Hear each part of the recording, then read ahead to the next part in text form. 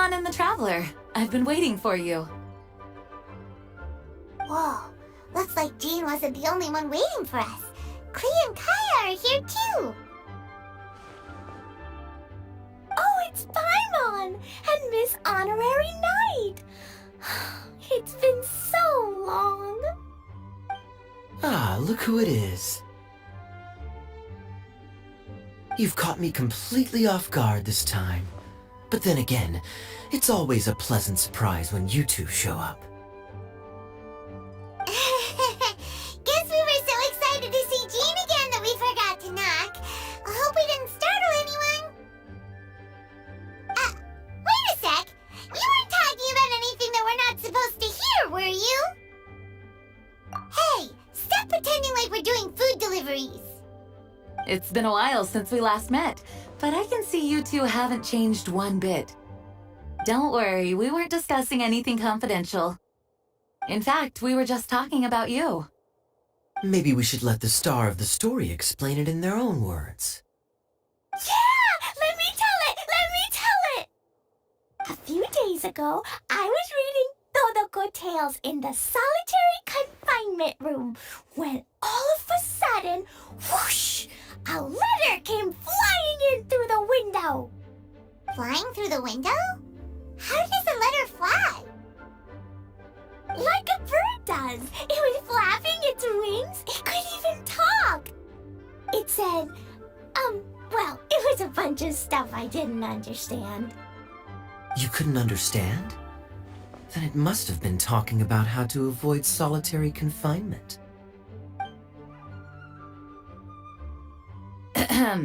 Kaya? Just saying. We don't want to let a teachable moment slip by. Okay, I know. Anyway, the letter said, "Oh, Klee, are you behaving? I see you've wound up in the solitary confinement room again." Sorry about that. Mommy is busy these days and can't take you out to play. But there's good news. I have a friend who has very kindly invited you to visit her. Oh, so the letter's from Alice. In principle, yes. But the issue is that Alice's friend lives quite far from here. The letter says that Mom's friend lives in Sumeru. The Knights of Favonius could never agree to send Klee off to Sumeru on her own, but Klee is rather intent on taking Alice's friend up on this invitation. Yeah, I really want to go. You see? So we were wondering, who can we send with her on the journey? Preferably someone who's a reliable hero and with a history of saving Mondstadt. Oh, so that's why you wanted to see us. I do apologize, but Klee gets along with you so well. We couldn't think of a more suitable choice. Sure, we can do that, no problem, right? Can you really, Miss Honorary Knight? Yay! With Miss Honorary Knight around, Klee's not afraid of anything! See? I told you that she'd agree. In that case, we'll leave Klee in the trusty hands of the Traveler. And you too, Kaya. You should join them. I noticed you quietly completed that backlog of paperwork we had. You deserve the chance to unwind a little. Oh, so you noticed. Well then, I suppose I have no reason to refuse. Great! Things will go even more smoothly with Kaya around. Still, Sumeru is pretty far. It's gonna be a long journey. Don't worry, Mom's letter had a magic invite inside. Mom says we just have to all shout out where we want to go at the same time, and poof, we'll be there in the blink of an eye. Wow! Well, that'll definitely make things easier. It only works 3 times though, so we should only use it when we really need to. 3's plenty. 1 for the way there, 1 for the way back, and 1 extra, just for good measure. Sounds very mysterious. I still think we should use it sparingly. After all, we don't know the exact location of where we'll be headed, or what dangers we may encounter on the way. Here's what I suggest. Traveler, you're well connected. I'm sure you must have friends who are familiar with Sumeru. I say we start by teleporting to one of them. It'll give us a chance to test out the magic invite, and also find ourselves a local guide. That kinda makes sense. And since it has 3 uses, there's no point letting one of them go to waste. Couldn't have put it better myself, Paimon. So, do you have a particular contact in mind? Well, we need someone who's familiar with Sumeru and can be our guide, so sounds like we need a forest ranger. And everyone knows that the best place to go looking for a forest ranger is a little place called... That's the one! Maybe we can get Tainari to help us! Alright, Gandharvaville it is. Okay, I'm happy wherever we go, especially with Kaya and Miss Honorary Knight. We should be on our way then. If you'll excuse us, Acting Grandmaster. Yes, let the wind lead. I wish you a safe journey. And Klee... I know. I'll be careful, I promise. Great! Okay, here goes nothing! Take us to... Gandharvaville! Gandharvaville. Grand Arbor Hill! Huh? No, it's not a hill! Ah!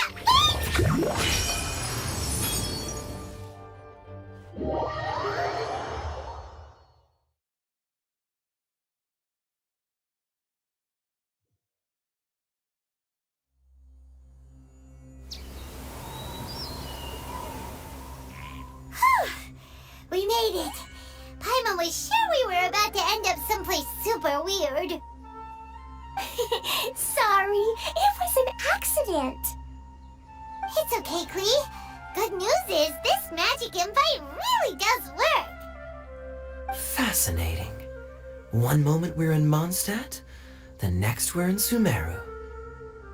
So this is where Mom's friend lives? Wow, there are so many big flowers. Oh, and jumping mushrooms. Oh, you ain't seen nothing yet. Sumeru's full of strange stuff like this. Like, Oh, yeah. Paimon was pretty creeped out the first time we saw one of those. Listen carefully, Klee. Those jumping mushrooms are called fungi.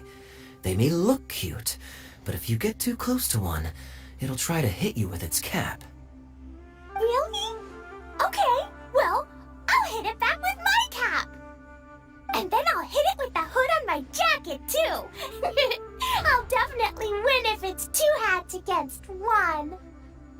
As long as playing with hats doesn't escalate to playing with bombs. But Klee's our friend, so we should be able to convince her to keep this trip explosion-free. Right? Uh-huh. I'll be extra careful not to blow anything up. I'll try my best. Aw, that's very good of you, Klee. You're being very grown up today. Yep, I'm super grown up. I'm already the Spark Knight. Okay, Spark Knight. Well, keep up the good work, because very soon we'll be introducing you to a friend of ours called Tainari in Gandharvaville.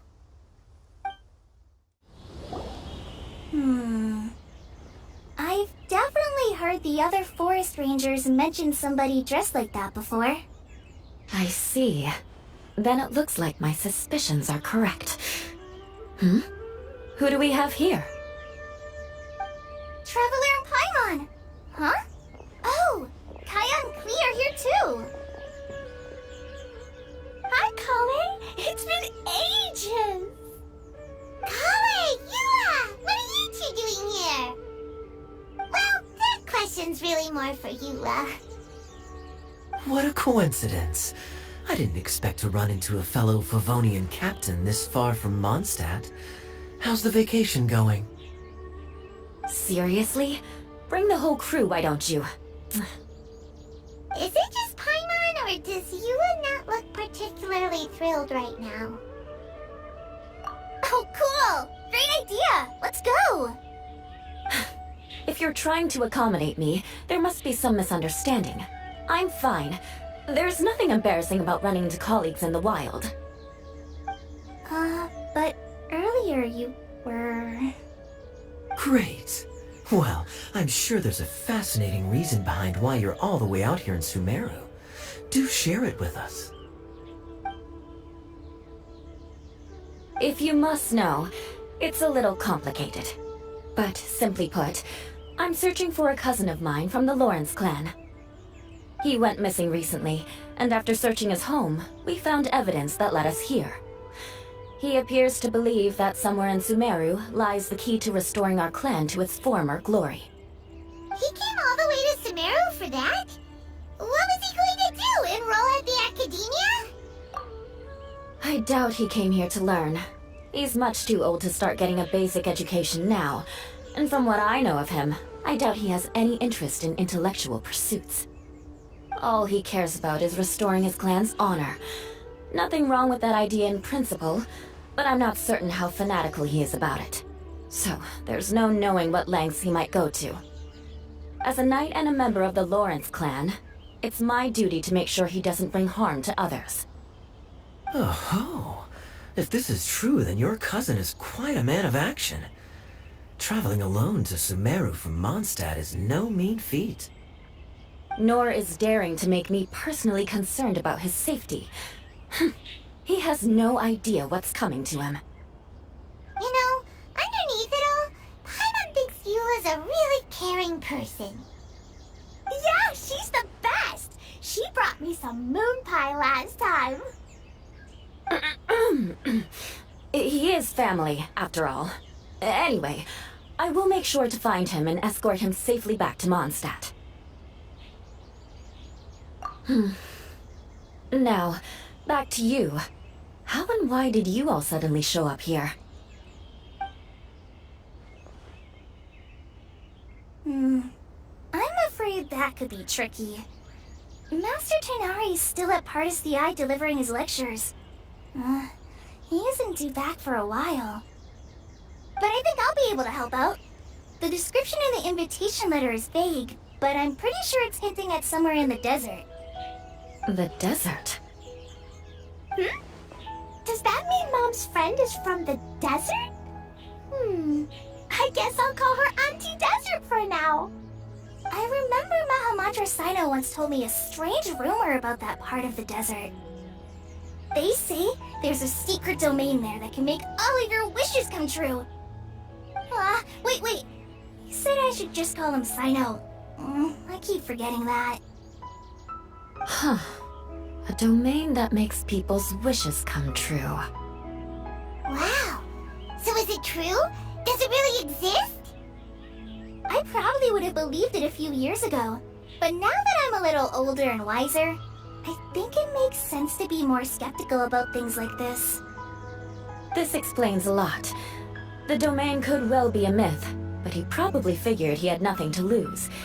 If you intend to search for this place, then please allow me to join you. My cousin has quite a collection of books about Sumeru desert mythology on his shelves. I highly suspect that he, too, is looking for that domain. Can I come too? I think you might need me there. You'll definitely need a local guide while you're in Sumeru. And I think I have what it takes to be that person. Plus, it's a forest ranger's duty to bravely lend a helping hand to others in need. We have every confidence in your abilities, Kale. Our party grows bigger and stronger still. What say you to this, Captain Klee? I think it's super cool! I read in a storybook that on your own you can only have a drop of happiness, but in a group you have a whole ocean. So I'm sure Mom's friend will be super happy if I show up to visit and bring a whole bunch of friends with me. That's the spirit. In that case, let's get the magic invite to take us there.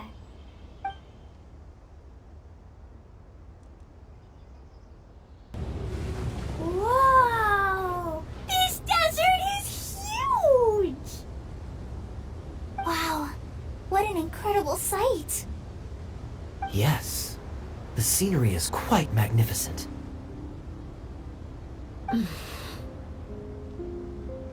Are you okay, Eula? You don't look so good.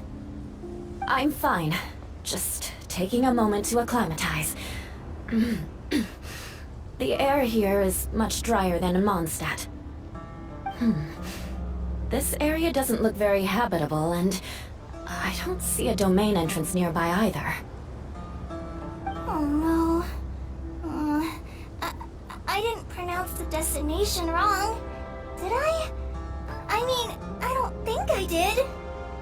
Nope, you got it right. It definitely wasn't your fault.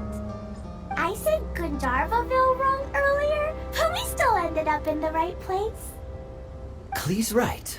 We're in the right place. There's no doubt about that. Phew.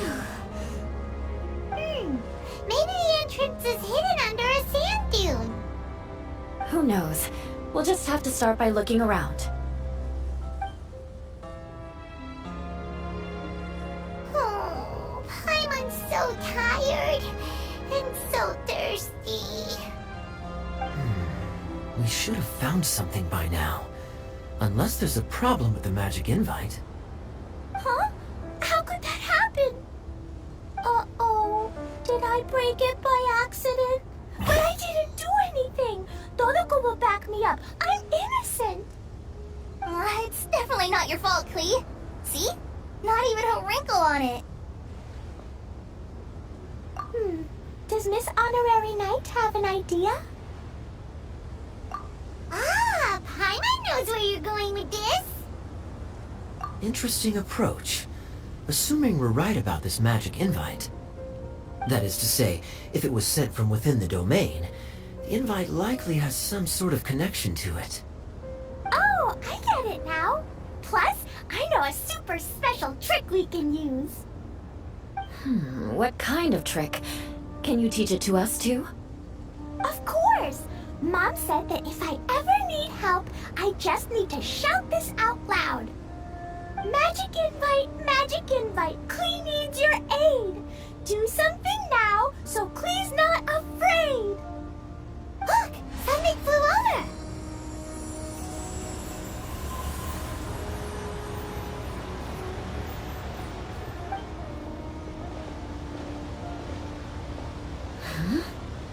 It looks like a bottle.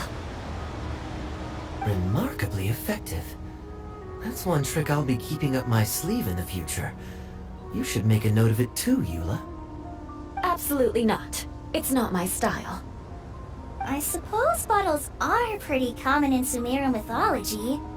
So, is this supposed to be the entrance to the domain? A domain? In a bottle? Huh. Well, if there's one thing we learned in Liyue, it's never judge a domain by its cover. Guess there's one way to find out if this really is the way in. Come on, reach out with your hand.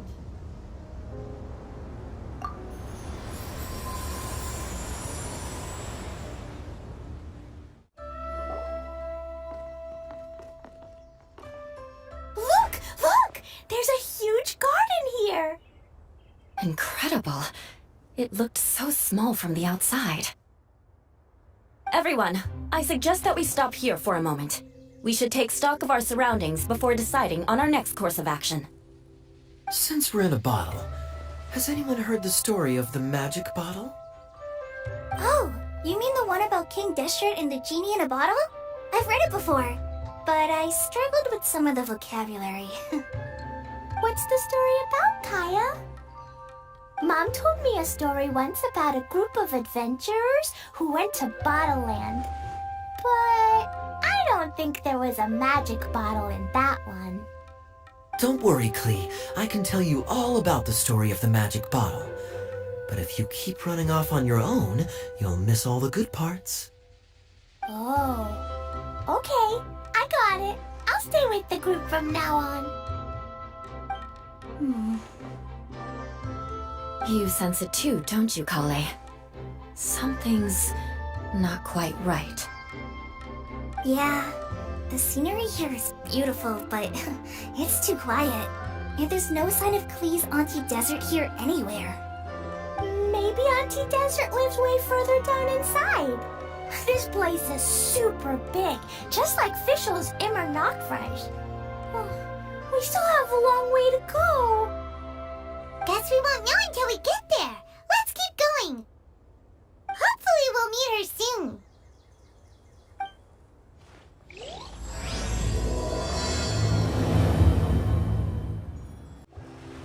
Wow, it's a big ball of water.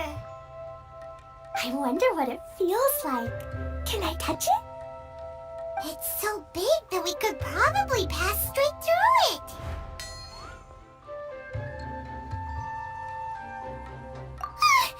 That's so scary! Stop giving Paimon the heebie-jeebies! Let's not touch it for now.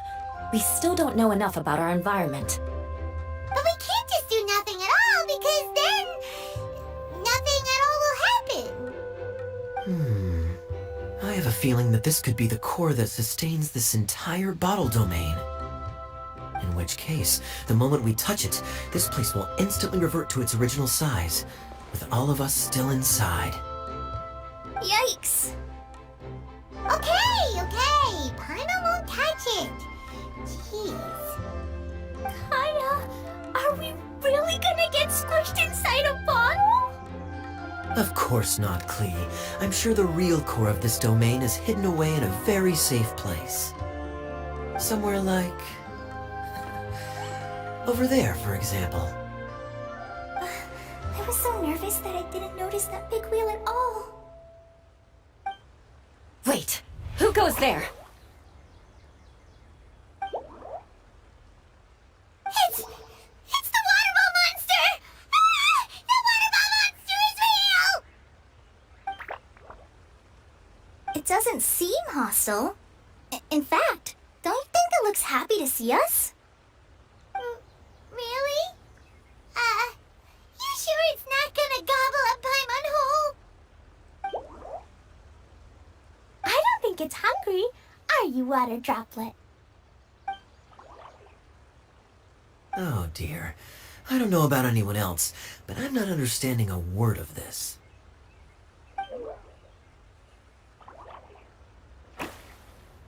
Wait! Don't go! Wait for us!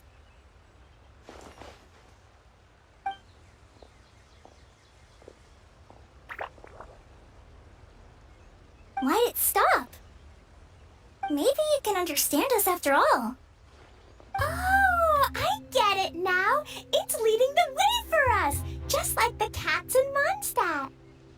Like the cats? How so?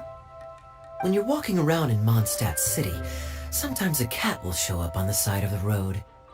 It'll walk ahead of you for a while, and if you're curious enough to follow it, you'll soon find yourself in front of a fine establishment called... Exactly. So let's see where this water droplet takes us. It could be interesting.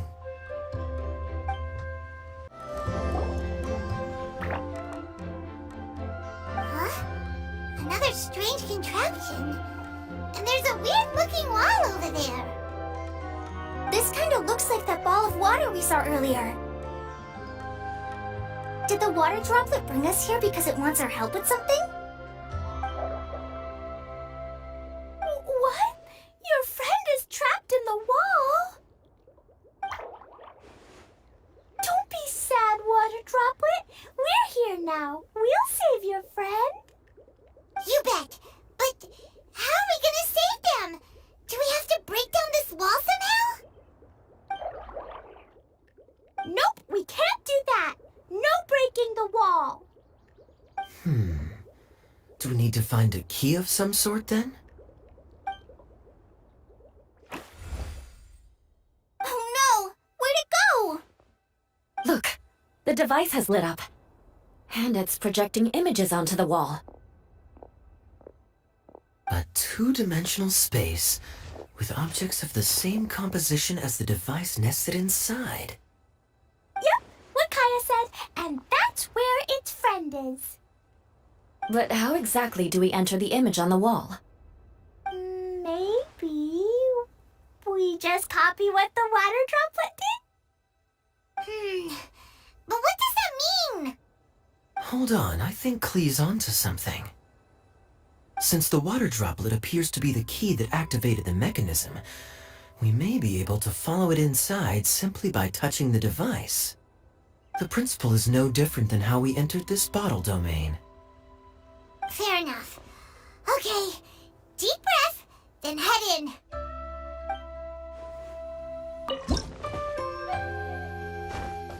Whoa! You really entered the wall! Wow, another water droplet just came out from the bowl!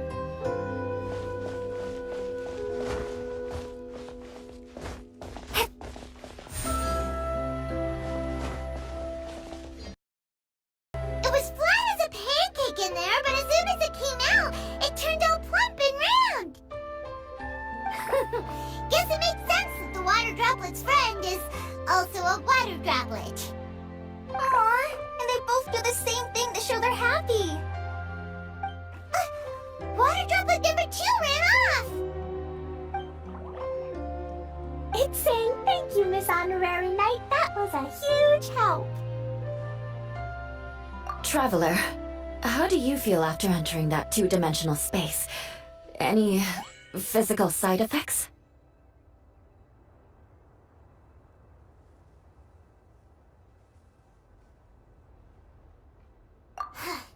Quit while you're behind! You're clearly fine! Well, I'm just glad that you're okay. Good thing you is here to look out for everyone. Can't say the same for you though, Kaya. You were pretty quick to send the traveler inside. Hey now, I only suggested that because I was confident that the traveler would be fine. Water droplet, is there anyone else here besides you and your friend? Yep, you know, anyone who looks like me or my friends. Oh, it ran off again. Hopefully this is a good sign. Amazing. Come on, let's follow it. Idia, the situation is now critical. Our window of opportunity to fix this is rapidly closing. I'm sure you've noticed just how much things have deteriorated in recent days. But even so... This is your home. Are you really going to let everything fall to pieces? Well, I live here, but it doesn't actually belong to me. Huh? Paimon knows that voice. Anyone else who comes into this domain in the future will take one look at the ruins before them and conclude that this place was abandoned years ago. But just imagine how different things could be if you maintain this domain in perfect condition. Whoever sets foot inside would witness a magical wonderland. How miraculous it would feel to them to find such unimaginable beauty in the middle of a lifeless desert. Oh, you're right, General. Truly, but... Act now while you still can. You have to stand up to this and break free from your despair. The most important thing is to have no regrets in the end. Well, no one chooses to have regrets, do they? But I take your point. I'll try my best to stop running away. But the question remains of where to begin. Paimon's figured out who it is. Is it Miss Honorary Knight's friend from a faraway land? A divine priestess? What's that? Is it a kind of mage?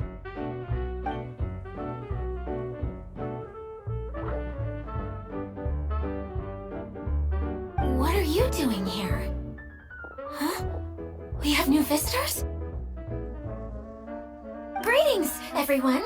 This is the Valurium Mirage, and I'm the caretaker, Adia. I'm so sorry that you have to see this domain in its current state of disarray. We are actively working on repairs, and everything will be back to normal shortly.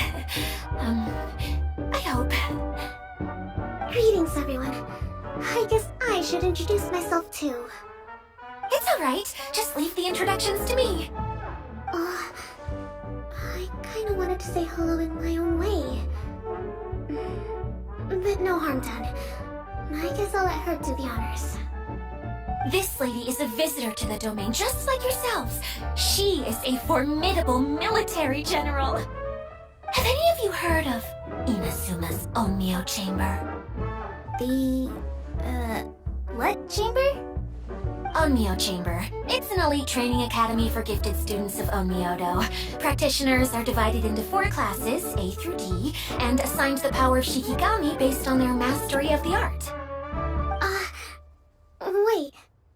This lady famously led the Class D underdogs to victory against the Class A favorites in the final mock campaign before graduation. An astonishing feat that few in the history of the Academy have ever achieved. Hence, formidable general is no exaggeration. Isn't that right, General? What's wrong? Huh? Wait, so the favorites were beaten by the classy underdogs? Paimon's not completely following. That doesn't sound like the divine priestess Miss Honorary Knight was talking about. Uh-oh. Did she just get caught lying in front of someone she was trying to impress? Or maybe she uses a different identity in her private life, and this is the first time her friends are learning about it. Seems kind of embarrassing, but also kind of cool. I guess having someone else to introduce you is a good way to make an impression. Maybe I'd fit in better with everyone if I had a title too. Some people call me a general, but it's just their way of showing respect. My actual name is Sangonomiya Kokomi. Huh? Oh no. Sorry, my mistake, General. I mean, Miss Sangonomiya? Call me whatever you like, Itia. The only important thing about names is knowing who's who. Oh, I get it now. It's like that story that Mom told me that time. Klee can explain. So basically, in the story, a big group of people go on an adventure to Bottleland. One of them's called the King, and some of them are called Knights. So, Miss Sangonomiya must be the super smart one who solves all the problems in the story. What's that one called again? Perhaps a sage? Indeed. Wisdom is an important attribute found in military generals. Okay, well, I'll just call you that. Miss General it is. Fine by me. Sounds really cute, coming from you. At least, cuter than my pen name, that's for sure. Well then, how should I address the rest of you?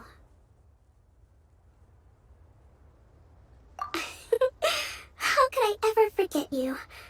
But what about these esteemed ladies and gentlemen accompanying you? I'd be delighted if you could introduce me to them too. Wait, Klee wants a title too. Okay, got it. Klee wants to be a mage, the kind that flies around everywhere. Da-da-da! Whoosh! Kaya can be the master thief. Miss Honorary Knight can be, the knight. And Paimon will be the fairy who follows the knight everywhere. Master Thief, huh? I did like playing pirates as a child, so I suppose this is an apt role for me. And I must admit, the master part is a nice touch. Hold on a second. Are you saying the position of knight is now filled? Yula can be the sword master who can cut through anything and also gets to wear a super sparkly cape. That's more like it. And Kale can be, the healer.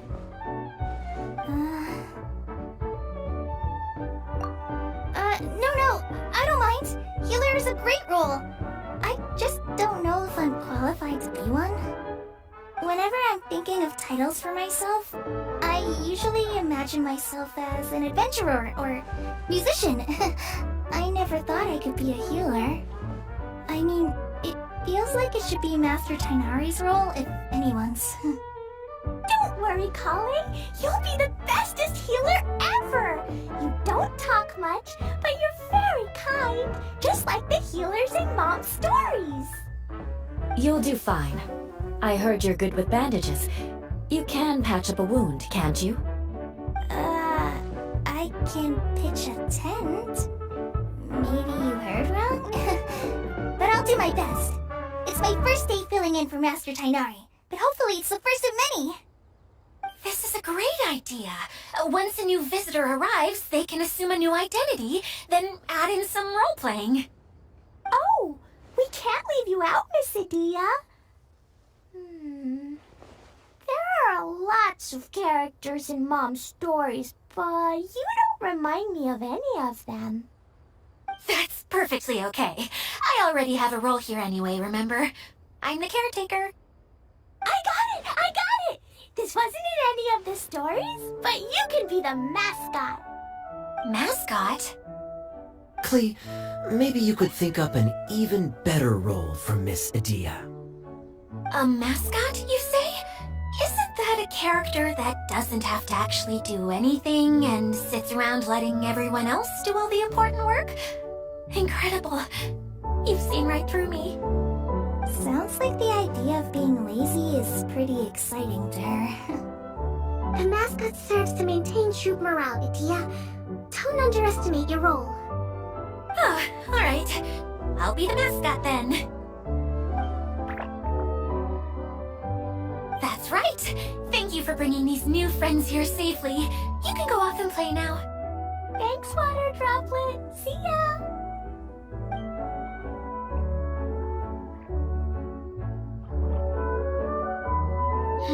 Water Droplet? Is that your pet name for it? I suppose it's as accurate a nickname as any. We keep getting sidetracked, but I believe you were saying something about being in a difficult predicament. Is something wrong with the Veluria Mirage? Oh, yes, about that. I'm afraid the entire domain has recently sustained some significant damage. It was as if the whole world was suddenly flipped upside down. A few components went missing from the core, which sustains the domain, and the impact cascaded out from there. Needless to say, many things in the Veluria Mirage have now stopped working. Just days after I agreed to let my friend's daughter come and visit too, when she gets here and sees the state this place is in... Oh, so you're Mom's friend? Hi, Auntie Desert. I'm Klee. Here, I brought the magic invite, see? Huh? Wait, so you're... Look how dilated her pupils are. She must be very surprised. Yeah, and not in a good way. Mom's the one who sent me here. She's the strongest mage ever. She said that her friend lives in the desert. You live in the desert, so that must be you. Right, Auntie Desert? Ah, I see. So being a mage runs in the family. You're Alice's daughter? Oh, I just want the ground to swallow me up right now. Wait, that's it. I'll hide myself away in the core of the domain. Hide there until this all blows over. See you all in 100 years. Adia's really going through it. She's like a shriveled little forest fungus, hanging its head in shame. Kale? That's a harsh analogy. Where'd all that come from? Don't worry, Auntie Desert. Klee's here to help you. And all my friends will help too.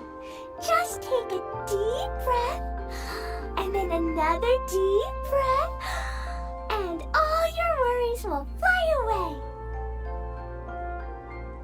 Yeah, don't you worry. Lady Fix-A-Lot over here has a good track record with this kind of thing. Well, I'm useless. But it looks like that won't matter with all you capable people around. Fantastic. Don't put yourself down, Adia. You're great too. Thanks for your encouragement. Anyway, for the time being, please talk amongst yourselves. That'll give me some time to think things through and maybe make a start on, delegating. Miss Honorary Knight says that you're from Watatsumi Island. What's it like there? There must be loads of fish, right? Wait! You look kinda like a mermaid.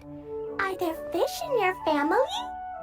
Oh, sorry to disappoint you, Miss Mage, but I'm just an ordinary human. I have lots of great stories about Watatsumi Island, though. Come on, let's enjoy the scenery while I tell you all about it. Feeling nervous, Kale? Well, it's your first time as a guide, after all. Oh no, not at all. I'm just, still settling into the role. So I was thinking about how to talk more like Master Tighnari. Well, the easiest way to imitate someone is to start with their most common turns of phrase. Oh, okay. In that case, put that mushroom down. Now, it's highly poisonous. There you go. With just a few simple words, you've captured your master's personality perfectly. Anyway, what about your role? Don't you mind being the master thief? It doesn't sound like you're one of the good guys. Maybe not. Until you factor in that I only steal from the enemy. I think that's enough to make me one of the good guys. Don't you? Oh! Fair point, fair point. Who else has visited the Veloria Mirage recently? There was someone from the academia who came not long ago. A Kasharawar scholar. Blonde hair. Architect, I think. He was a huge help and redesigned many of the buildings here. Although he was always grumbling to himself, he was extremely diligent in his work. What a kind person. I could tell that was a sensitive soul. A lot like me. Sorry. Please pretend you didn't hear that. I'm, of course, a very strong and resilient person. After him, an aristocrat from Mondstadt showed up. Then Miss Sangonomiya. Unfortunately, everything here suddenly started changing before I had the chance to be a good host and show them around. Do you know where the Mondstadt aristocrat is now? If I remember correctly, he headed north after the incident. It's a pity we're having all these issues. If we could get everything working normally again, I could probably locate him in an instant. Still, not to worry. There's nothing dangerous here. Hey,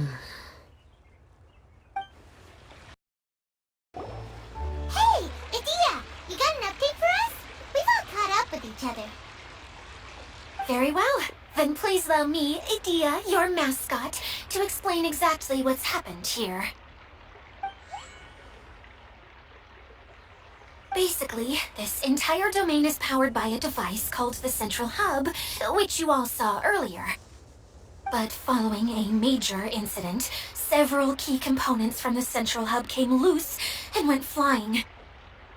4 components, I believe, which has caused the Central Hub to stop turning. Oh, so that thing's supposed to spin?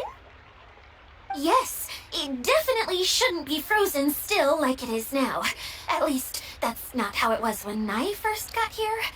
Oh, I've done such a terrible job of taking care of it. It's so embarrassing. Hey, everything's gonna be okay.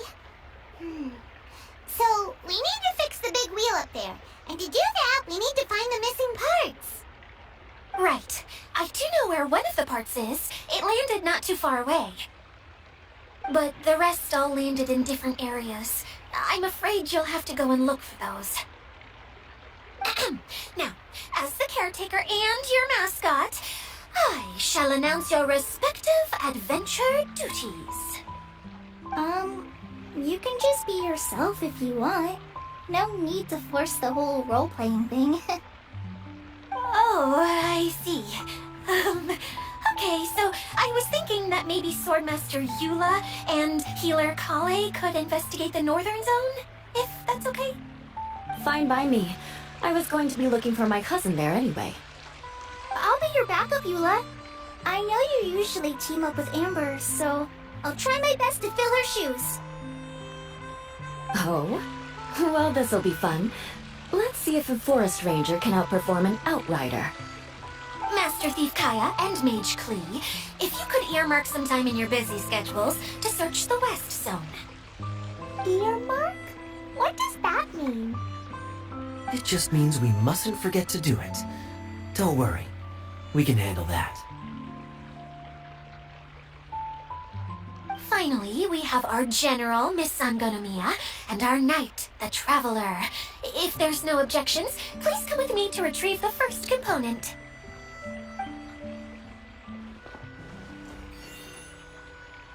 Wow, spoken like a true knight.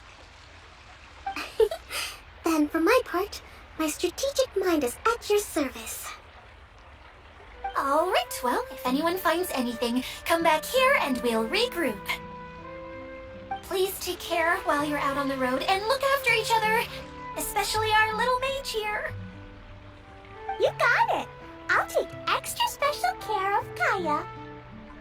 I'll be on my best behavior. Okay, we'll leave it there for now. You two, please follow me.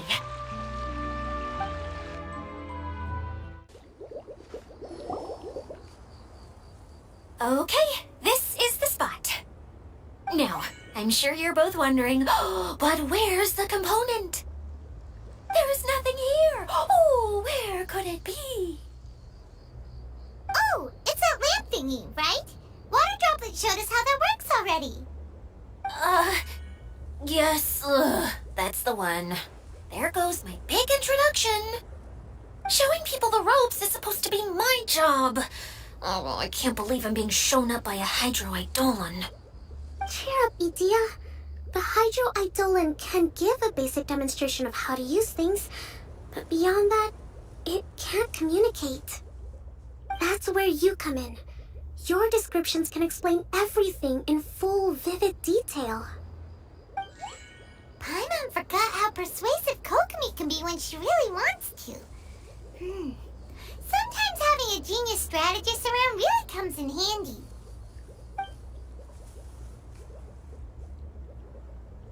Oh, well, if you put it that way. Well then, just pretend like you've never seen it before, and I'll tell you all about it. This is called the streaming projector. Everything here in the Velurium Mirage was made using this device. All you need to do is place an item in the projector, and you can construct a corresponding item based on the shape of the original and your imagination. At least, I think that's what it used to do.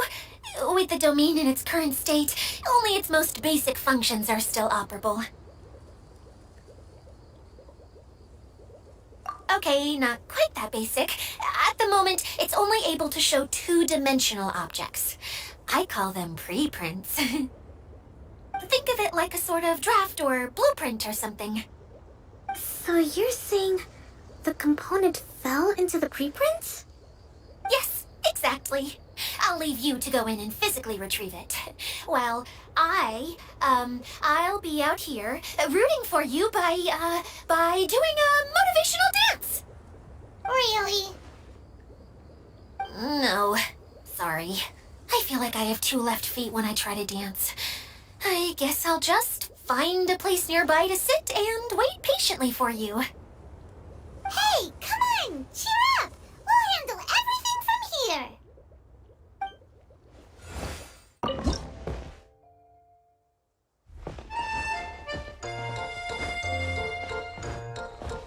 Doesn't look like the component is in here.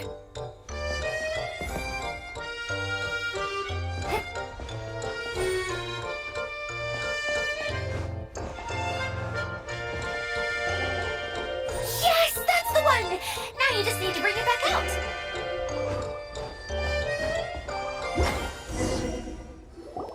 What is this thing anyway? Some kind of gear? And why is it so small? It doesn't look like it belongs in that huge wheel. It's hard to explain, but I assure you that it's definitely one of the components. So that leaves 3 more components missing. Every journey begins with a first step. I think we're off to a good start. and things should keep going smoothly from here. You really think so? I suppose you're right. She did manage to defeat Class A at the Onmyo Chamber, after all. You don't need to keep bringing that up. Anyway, thank you for all your help. I'll take this and start trying to repair the central hub. You two may as well head back to town. Oh, why am I so clumsy? Once again, I was no help at all. The least I can do is try and handle the actual repairs.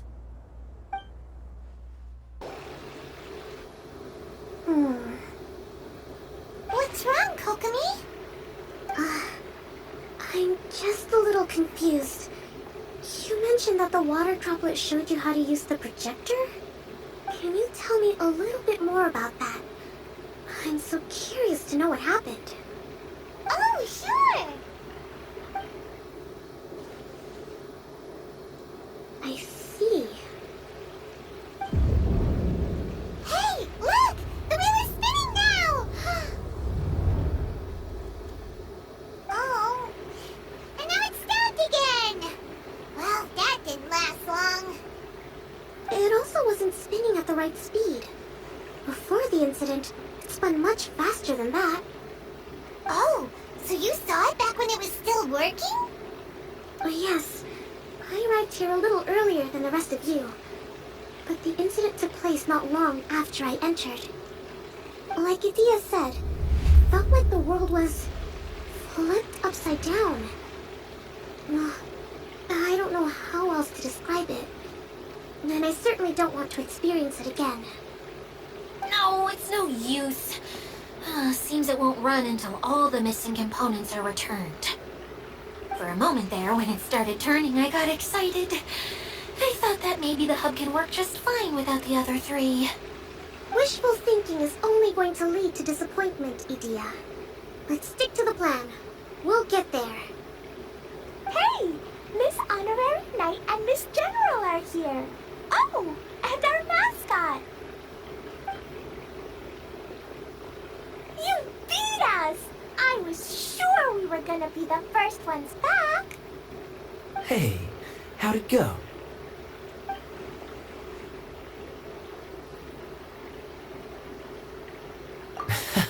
Impressive. I doubt you'd find many other knights of such caliber even among the Knights of Favonius. How about our Master Thief and Mage? Did you find anything? You bet! We made a huge discovery. The place we were trying to get to was blocked off. We couldn't see anything past it, and there was no way around. But then, just now, a huge canyon appeared out of nowhere, so we hurried back here. It appeared just now?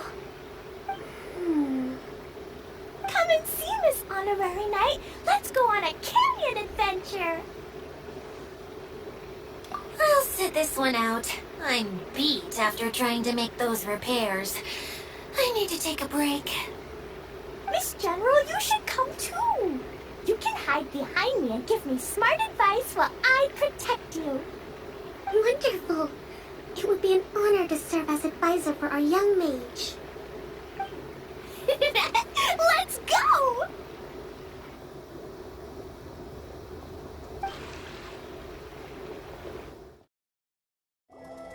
Here it is! Here it is! See? This canyon wasn't here before. Just before the canyon appeared, I heard a faint sound, like something mechanical turning. Ka-chuck, ka-chuck, ka-chuck.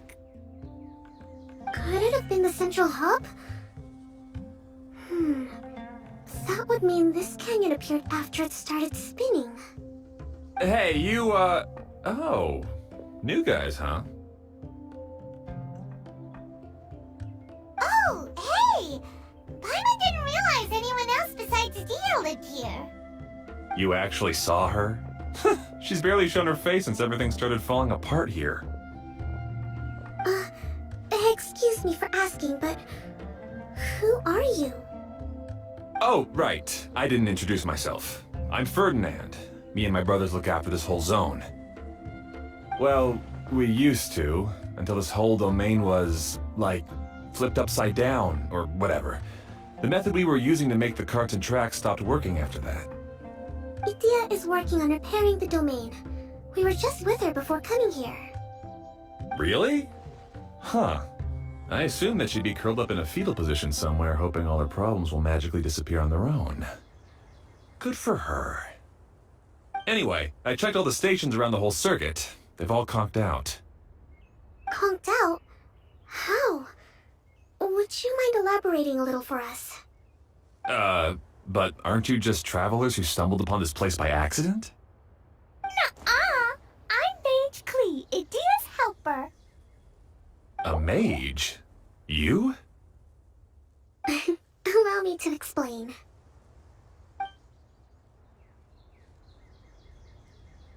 Okay, I gotcha. Well, right now the more helpers we got, the better, I guess. Anyway, our first priority is to get the carts here up and running again. Oh? And why is that? The roads here twist and turn so much that the best way to get around is by riding the rail tracks instead. Let me show you. This is what we used to make them. Did Idia bring you up to speed on these things? Yep. Basically, we need something that we can put inside that'll make a cart for us. Like what? Can it be anything as long as it looks like a cart? Yeah, you can put it that way. But one other thing is that it has to be compatible with the tracks. So, something like a sedan chair, maybe? But I'm not sure we have all the materials required to build one of those. How about you, Traveler? Any ideas?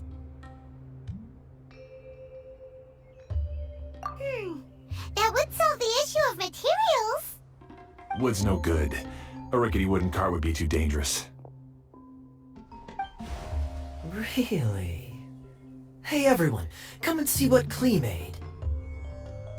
Ta-da! Look! I made a cart! Wow! Amazing work, Klee! Whoa! It fits the track like a glove, too. Plus, it's a heck of a lot cuter than the ones Idia made. I just wanted to give it a try, and suddenly, boom! There it was! Paimon's gotta ask, what exactly did you make your cart from, Klee? I used Jumpy Dumpty. Aha! Thought so. Is there a problem or something? If not, then let's get ready to leave. It's just... this cart is made from, It's a bomb or something, isn't it? Yeah, I gathered from your conversation that Jumpy Dumpty is a little more volatile than the cute name suggests. It's okay, though, because the end product only takes on the general look of the source material. So to be more specific, while different materials have different properties, most of them aren't transferred to, It's okay! No need to delve into the theoretical stuff. Paimon just wanted to make sure we aren't about to end up like the, flying fish of Starfell Lake. Huh? Can we ride the cart now? In a moment. We need a hydroidolin to power it up first.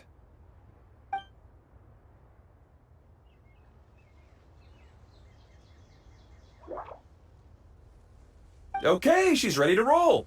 Hop in. The track is damaged up ahead. We need to make some repairs before we can go any further. Yep, looks like it's all reverted to a preprint state here. Do you know why that happened? Everything in this domain starts as a preprint and only takes shape after being illuminated by the streaming projector. But the hydroidolin that forms the tracks here has been trapped in the print. So someone needs to go into the preprint and rescue the hydroidolin, right? But the projector here is sealed off by a giant bubble. That's the hydroidolin's way of protecting the device from damage. If the streaming projector broke, then we'd be seriously stuck. Aha! So for step 1, we need water droplet to help. Aw, it seems to really like that name.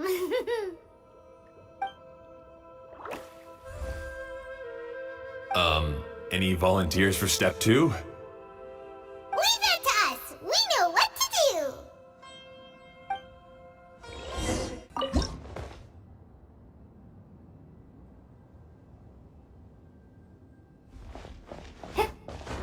Ah, so the Hydroidolin was locked up in that chest.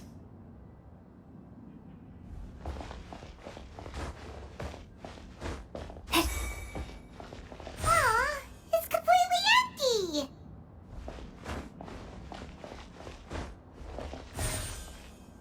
Yay! We saved 2 water droplets now. Whee!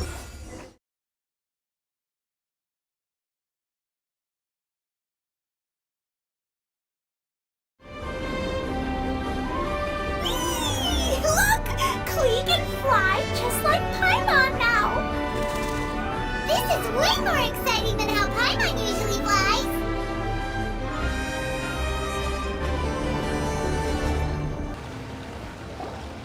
Oh, there's another spinny thing here. It's so big. But, not as big as the one we saw in the middle of this place. That one was huge. I bet it's something super important. I remember what Kaya said earlier. Very good, Klee!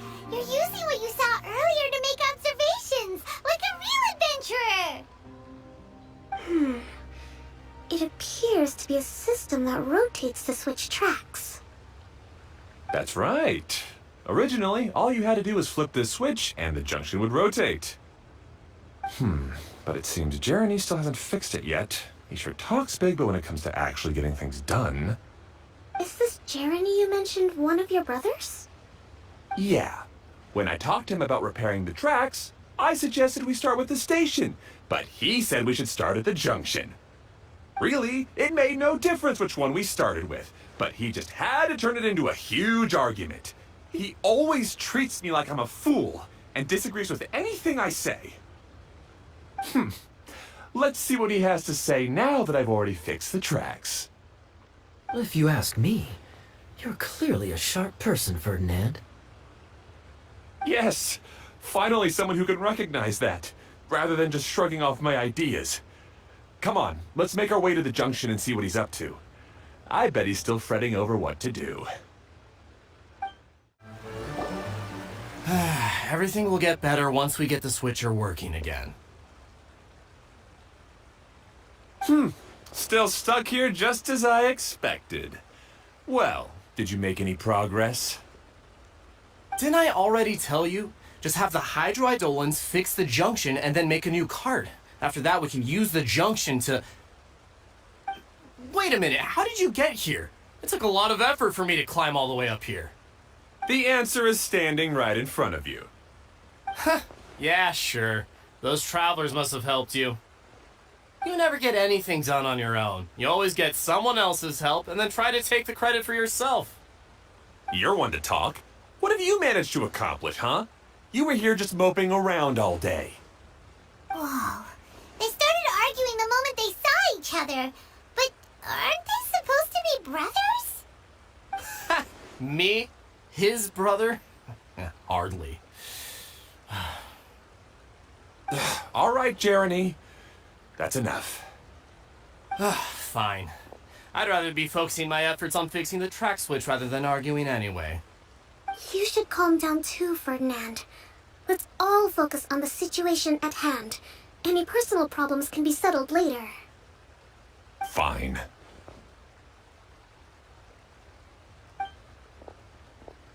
I'm sorry you had to see that. My name's Jeremy. I'm one of the people responsible for taking care of this area. I assume you're the ones who helped repair the tracks. Thank you very much. It means a lot. No need to thank us. We're just trying to help Edea restore the domain.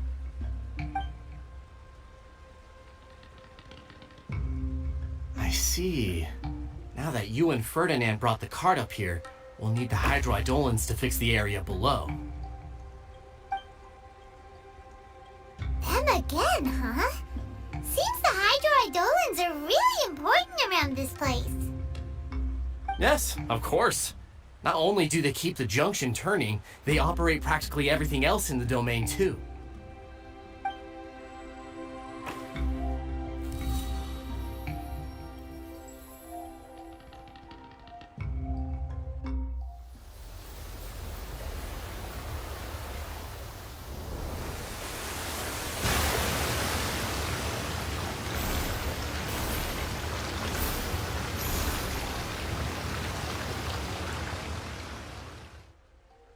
All right. Seems most of the tracks and junctions have been repaired now. Yep. So maybe it's time you give credit where credit is due, What? You think you deserve the credit? If anything, we should be thanking these travelers. You... Well, either way, you're not the one getting any credit. You're always quick to criticize my ideas and push your own, but you never actually get anything done. And what about you?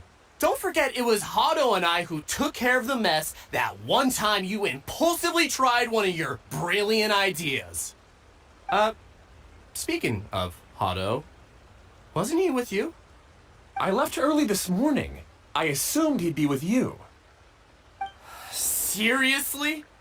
Couldn't you have at least looked to see where he was before you left? Hey, come on! You didn't see him either, so what's your excuse? Klee? I don't get it. Nobody did anything bad. Why are they arguing? I just don't like his smug attitude, that's all. Who are you calling smug? If anything, you're the one who's making such a big fuss right now. All right, I think we've heard enough from you two. If you insist on bickering, then I'd suggest you go somewhere else. Otherwise, I'll just cool you two off myself. Fine. Now, come with me. I'd like to have a word with you. Phew. Don't be upset, Klee. There are many complicated situations in this world which don't always have a logical explanation. As a passing traveler here, it's not my place to comment on their disputes. But in my experience, family issues can be the toughest to resolve. Seems you don't like dealing with this kind of thing either, Kokomi.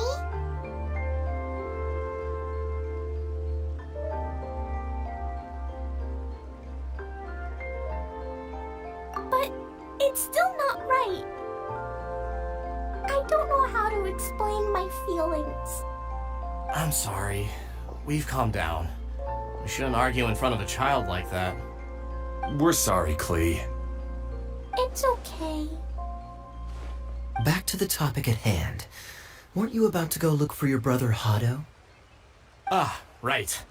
Our best guess is he's somewhere around the torrential twister. We would have to use the junction to send the cart to another area.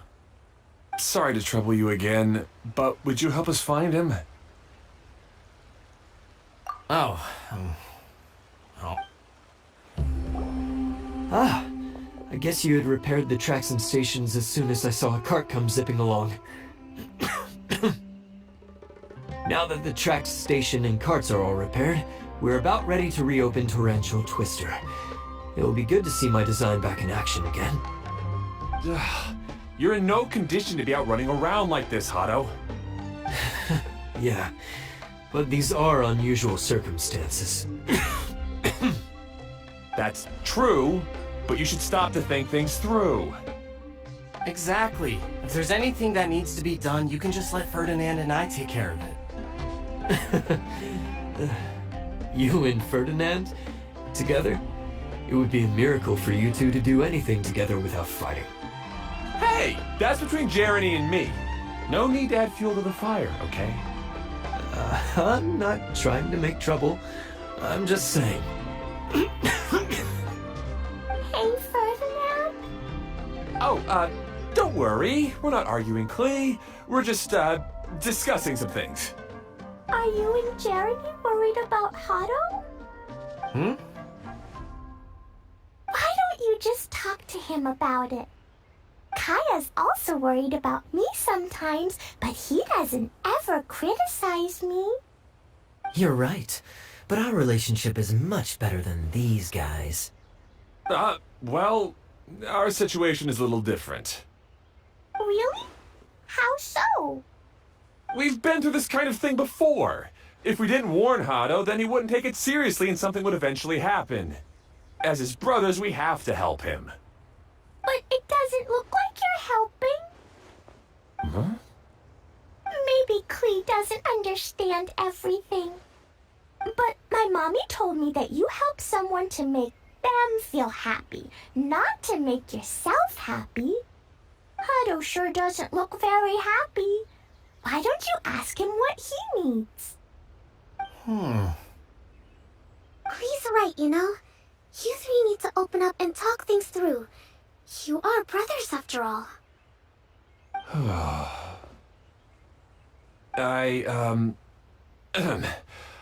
I've always cared a lot about you, Hado.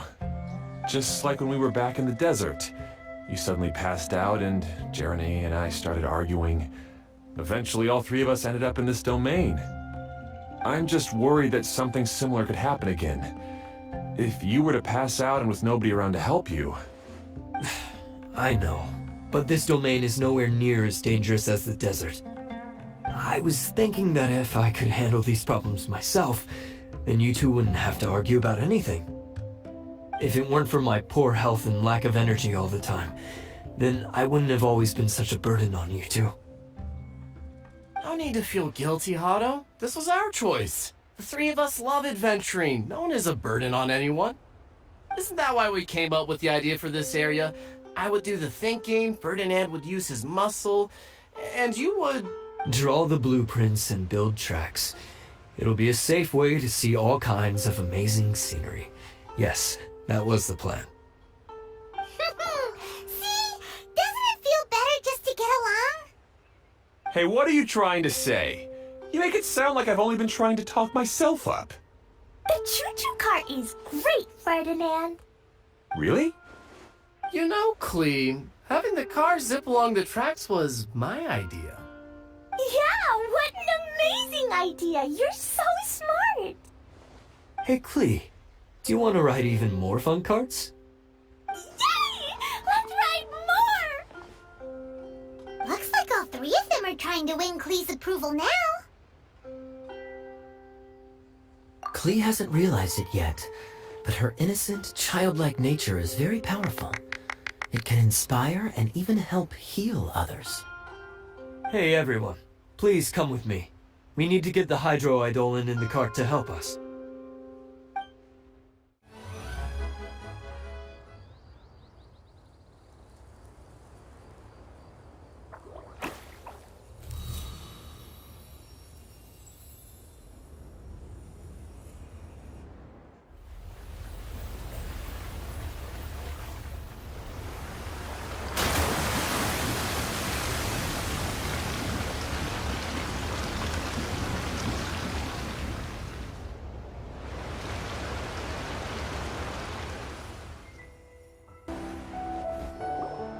Hado and I have double-checked everything. It's all operating safely. You can go for a ride now. Hold on a sec. Before we say goodbye, I have something I'd like to give you all. It's a rock climbing rope. We used it on our adventures to climb mountains and traverse many places. Huh? But doesn't it mean a lot to you? Are you sure you want to give it to us? Yes, of course. Please take it. Thanks to Klee and everyone else's help, we realized that there's a special bond that keeps us together. Even though it's invisible, it's even more important than rope. We can always hold on to it through tough situations. Huh? I helped? Yes, Klee. You were a big help. Even bigger than that huge thing in the middle of this place? Yes, much bigger. Wow, that's huge! I'm so happy. By the way, have you ever seen anything like the choo-choo cart in the outside world? Nope. Today was the first time I rode anything like it. Is that so? I guess I'm not surprised. Seems you won't find Torrential Twister anywhere else. Be sure to come back and ride the choo-choo carts again while you still have the chance. Yep, I will. Thanks again. I have a feeling we'll get along much better now that we've learned to open up to each other. I suppose some things are simpler than they appear. The real problem all along was actually us. Hey, imagine if we could build our tracks all over the world. Traveling would be so much easier. Be sure to come back and visit Torrential Twister again. I hope you enjoyed it. That's so much fun! Klee can fly across the sky like a real mage now. Guess that sorta makes sense. Wait, but if being able to fly makes you a mage, what does that make Kaya, since he's here too? Nothing! Kaya's just the master thief! Don't you remember, Paimon? Oh, right.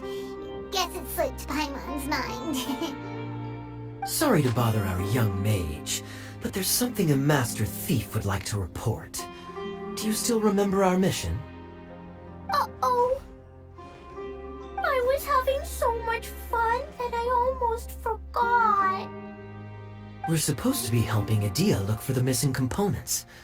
But don't worry, I've already got one. You mean you snatched it when we weren't looking? I didn't have to go that far. In fact, the component we were searching for was actually that orange rope.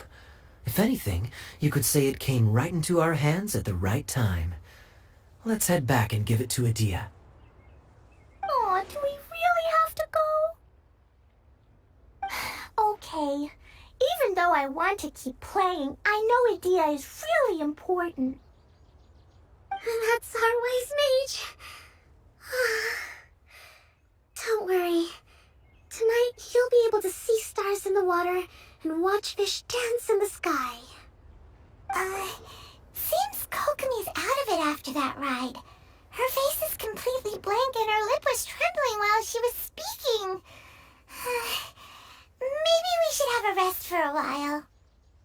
I thought I was keeping my composure pretty well. Don't worry, my mind is always spinning. I'm used to this. We should head back to Idia. How about we hold hands, Miss General? Klee will give you energy.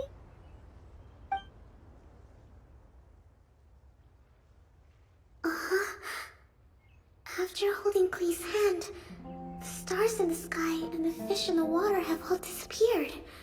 I must have been seeing things from riding the cart. What are you smiling about, Kokomi?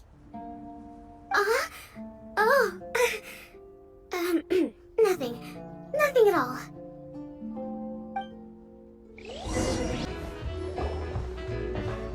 Welcome back! Well, any good news? Oh, don't tell me! You've taken care of all the problems and now I don't have to do anything? Yeah, we even rode the choo-choo cart. Do you want to come ride too? But maybe you'll have to wait till tomorrow. I'm a little tired now. Seems she had a little too much fun and now she's about to crash. I think it's time for a rest. Good idea. I think we could all use some downtime. Thanks for giving me some energy, Klee. Then we'll see you later. Bye, Miss Honorary Knight. Bye, everyone.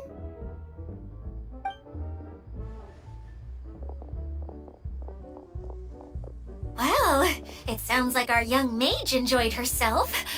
I'm so happy that she had a good time. So, back to the missing component.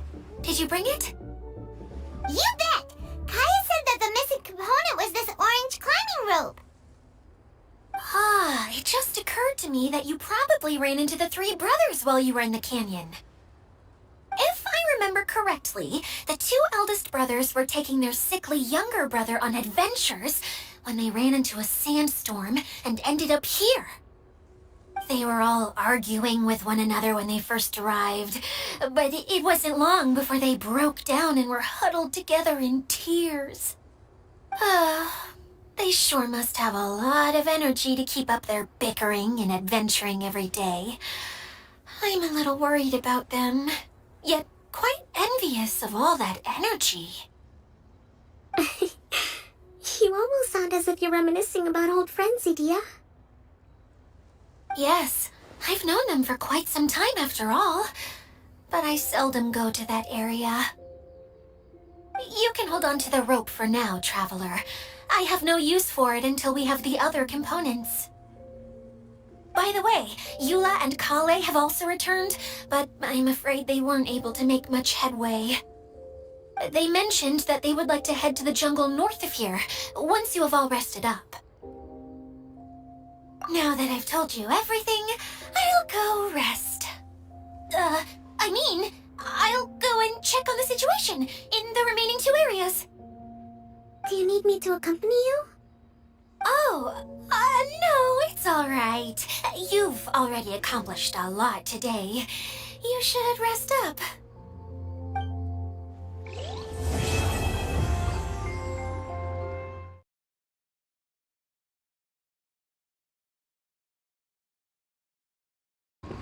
Who would have known I'd find myself in such a mess? Oh, after all that talk with Alice about letting her daughter visit too. But just as the General said, if we can restore the domain, then... Hey, Kaya! You promised to tell me the story about the genie in a bottle if I didn't run off, remember? Yes. All right. Where did I leave off? Oh, I remember! The genie came out and was going to eat the shepherd boy who opened the bottle. Right. As the genie opened its wide, menacing mouth, the shepherd boy suddenly had an idea. Did he throw a Jumpy Dumpty into the genie's mouth? I'm sure that's what he would have done if he had a Jumpy Dumpty. But the shepherd boy didn't have anything like that. He said to the genie, "Wait, how could your massive body fit inside such a small bottle? I won't ever believe it unless I see it with my own eyes." The genie became angry and said, "Muhahaha! Foolish boy! You dare question my powers?" The genie then returned inside the bottle, and the boy swiftly sealed it shut. Yay! That mean genie won't ever come out again! But can the genie sleep inside such a tiny bottle? It's probably not very comfortable. No, but the genie was captured and sealed away in the bottle because it did many bad things. So the most important thing to remember is, if you do something bad and don't want to get locked up, then don't get caught. What was it that I said at the end of our ride in the choo-choo cart? Something about fish in the sky and stars in the water? Oh my... Lee said that they discovered some mysterious tracks that you can ride on using a super fun choo-choo cart. I heard something about that too. Apparently it's a cart that goes zipping along a terrifying course at an uncontrollable speed. Yeah, that should be the one. It seems that when the cart rolls down a steep drop, your body would start floating as if it was weightless. Really? Huh. I heard that Klee's bag almost flew away on the ride. If Kaya hadn't managed to quickly catch it, countless Jumpy Dumpties would have been thrown into the air. Oh no! That sounds pretty dangerous. But if you really want to go for a ride, I'll accompany you if I have time. Huh? But, Eula, how did you know? I could tell that you wanted to try it. But let me make this clear. I won't be helping you pick up anything that flies out during the ride. So make sure you take everything out of your pockets beforehand. Yes, of course!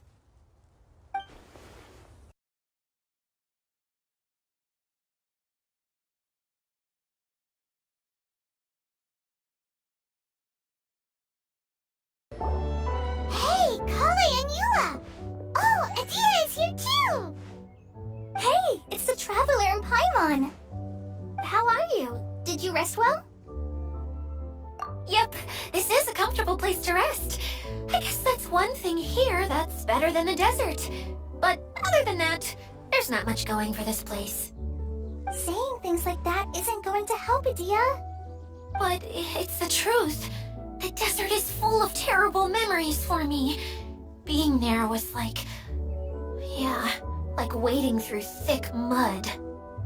That's a weird way to put it. Actually, if you hadn't mentioned it, Paimon would have already forgotten that this domain is in the desert.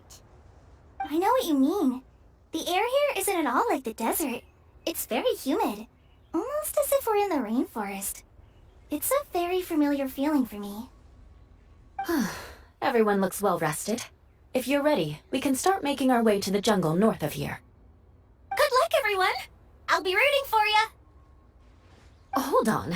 I said we, didn't I? No need to say goodbye, because you're coming too. Huh? But wait, I'm just the mascot! You can't back out this time, Adia. The manager of the fairgrounds is waiting to see you. She said Adia is the only person who could help. Yes, Kale and I discovered a fairgrounds in the forest. The person in charge of it seems to be a Spontamod scholar. A scholar? But what's she doing there? Researching the forest ley lines? Oh, I wish there were ley lines here that I could ever study. Anyway, I know who you're talking about. I'd better come along then.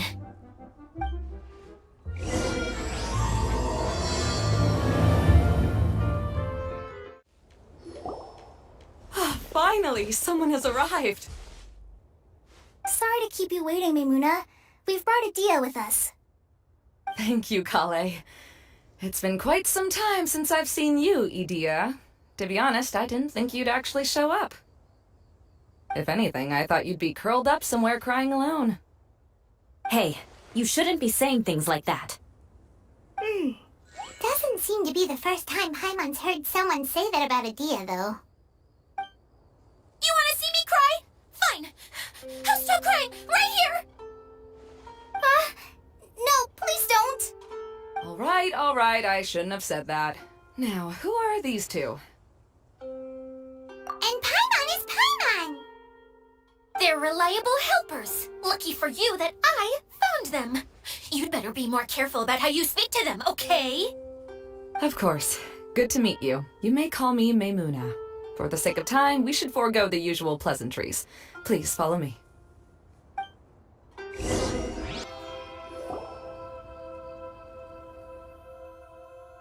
Wow. Look at that huge tent! Amazing, isn't it? I helped make it. What fun would a fairground be without a tent, right? Really? Paimon knew you couldn't be so pathetic. You just act modest all the time to hide your actual abilities. Huh? What is it, Kale? Sorry. I'm not sure if I should tell you. I'm afraid it might dampen the mood.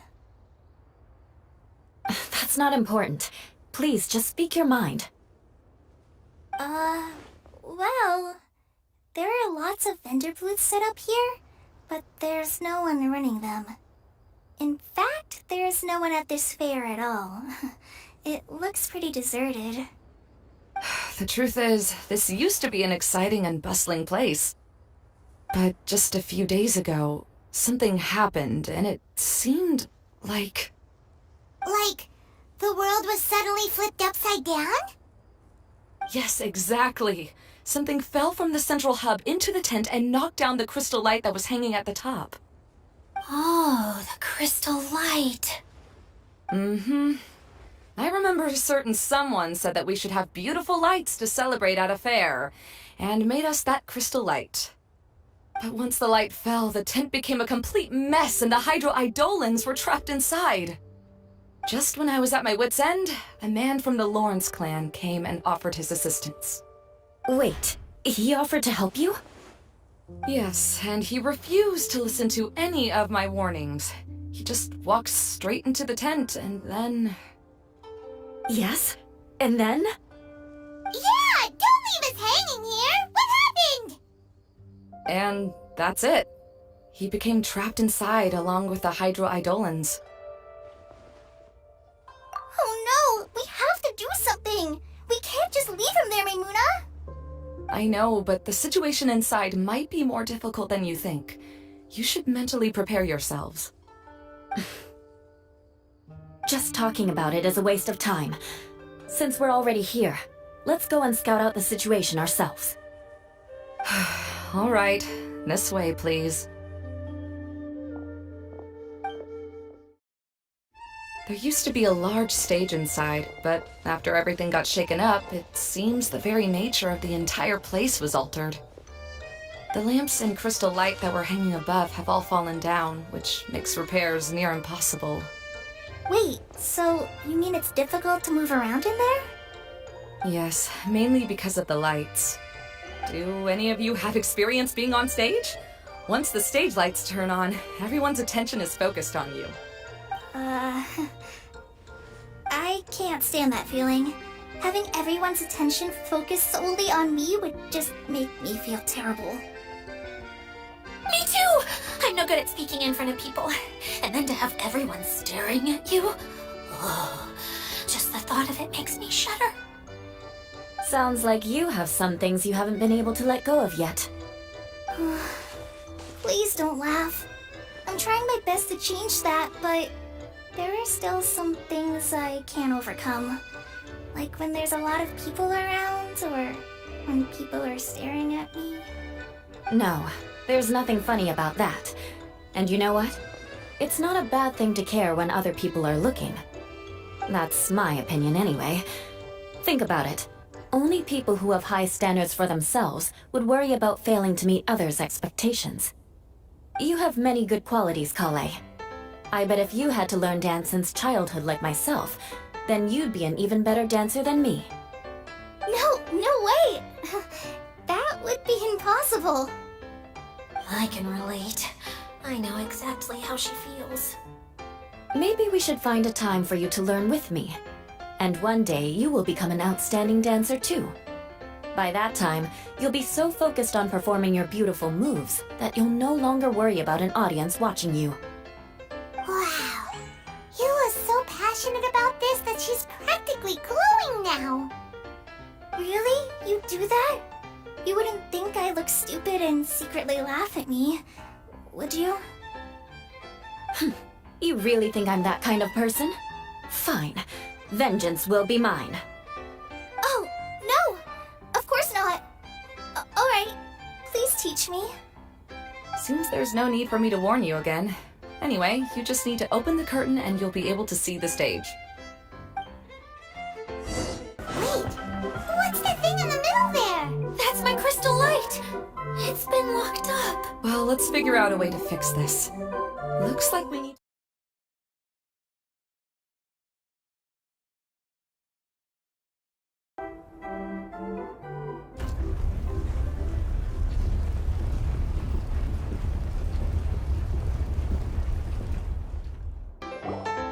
Hello? Is anyone here? If you can hear me, please help! Lessig Lawrence? Who are you? Who has the audacity to utter my full name? You sure don't look like you're in any condition to be talking like that. Yep. He's a member of the Lawrence clan, all right. Even though he's hanging on by a thread, he still insists on clinging to meaningless etiquette. You? What are you doing here? Huh. Have you come here to mock me, Eula? If you would just think for a moment, it should be pretty obvious why we are here. Yet, now you're intentionally trying to provoke me? Of course, you don't have to accept my help. After all, aristocrats are naturally superior and need no help from others. Yes, thanks for the reminder. I don't need help from the likes of you. I don't think he really means it, Eula. His tone was harsh, but he keeps glancing at you from the corner of his eyes. It's my opinion as the healer that he needs help. Okay. He's been trapped for so long that it seems he's forgotten how to hold a decent conversation. How ridiculous. Let's go. We'll leave the stage to this person who'd rather save face than save his own life. Hey, no, wait! Halt! You cannot just leave me here. We're both of the Lawrence bloodline after all. Helping me when necessary certainly won't tarnish your prestige. If anything, my embarrassing predicament will be overshadowed by your virtuous deed. We must uphold the prestige and dignity of the family. This is the best reason you could come up with? You think tacking on the word family will be enough to talk me into helping you? You should be ashamed for your careless actions. It's because of you that we all had to come here. Seems everyone in the Lawrence clan is this way. They'll do anything to save face. All right. Looks like it's time for the mascot to step in. Here you go. One for Eula, and one for Lessig. What is this? Candy? Thanks. Oh, the smell. It's just like the aroma I smelled coming from the lens. Yes, that's right. Enjoying something sweet always lightens the mood. Oh, thank you, Miss Mascot. I certainly do feel much better now. So he's willing to thank someone else, but not me. Eula has been worrying about you the past few days and asked me several times regarding how to find you. But now that you two have been reunited, I won't have to keep answering her questions anymore. Oh, I'm so happy. Let me clarify one thing. I don't care what happens to him. If you're going to keep saying nonsense like this, then... Eula will never admit that she actually cares about him. Yeah, you're probably right. If you're going to keep saying nonsense like this, then at least give me another piece of candy. Hmm? Oh, sure. I still have more. Sorry. I admit my mistake. I know I've caused heaps of trouble for all of you. Why couldn't you have just said that earlier? I'm back. Oh? Have you already finished catching up? Why are you all looking at me? Oh, nothing. Don't mind us. All right, then let's clean things up here and keep working our way toward getting the crystal light fixed. There's no need to push yourself in your condition, Lessig. I'll take him and find some place for him to rest. I happen to be a little tired myself. All right. I'll leave my cousin to you then. You'd better rest up and regain your strength before we settle things, Lessig.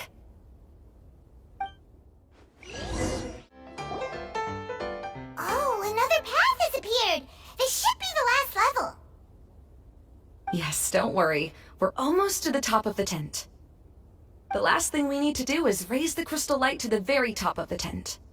After the stage collapsed, I realized that having it raised only halfway makes it look a lot like the stage at the Grand Bazaar.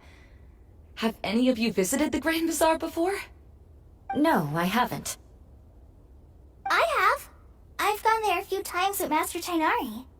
The place is bustling with all kinds of vendors.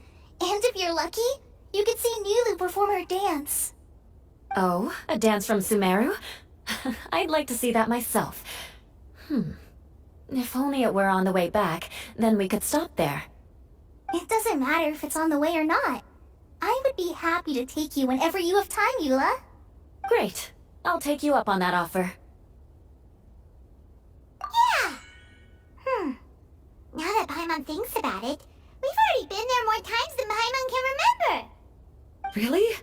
My father used to help with festivities at the Grand Bazaar and would always give me candy during the events. I was just a kid and didn't understand anything. I was happy as long as he gave me some candy. To me, fairs and festivals were the best things ever. I always thought my father was amazing and wanted to be just like him when I grew up. But aren't you a scholar in the academia, Mimuna? As far as I know, scholars seldom could spend time doing anything but research. I doubt you could have time to assist your father in preparing festivities. Yeah, seems you read me like a book. When I had the choice between becoming who I wanted to be and who my parents wanted me to be, I ended up choosing the latter. But I was never happy about it. Huh. That's almost the exact opposite of Eula's situation. You must have already realized that. Why else would you set up all the booths here and make this place like a fairgrounds? Yes, but I'm still not as happy as I imagined I would be. I realized that attending a fair and running a fair are two completely different things. The main reason my childhood was so fun and carefree is because my family worked hard. But my father knew how difficult and tiring running a fair could be, so he wanted to push me towards academics. But in the end, I didn't do well in either. I gave up on myself and resorted to investigating ley lines in the desert. Some things happened, and then I accidentally ended up here. I finally had a chance to make my wish of running a fair come true. But after seeing everything come crashing down, I feel like I've lost the strength to go on. It's not as bad as you make it out to be, Maimuna. No need to feel so down. You have the courage to change, and you've been actively guiding us on this journey. Someone who's given up on themselves could never do these things. Oh, Kale. I understand my situation better than anyone. You don't need to try to comfort me. It's not that I'm trying to comfort you. It's just that people sometimes don't realize that their actions speak louder than words. Believe me, this is something that I learned from my time together with Eula. Oh, what are you trying to say? Oh, nothing. Now, let's get that crystal light fixed. All right.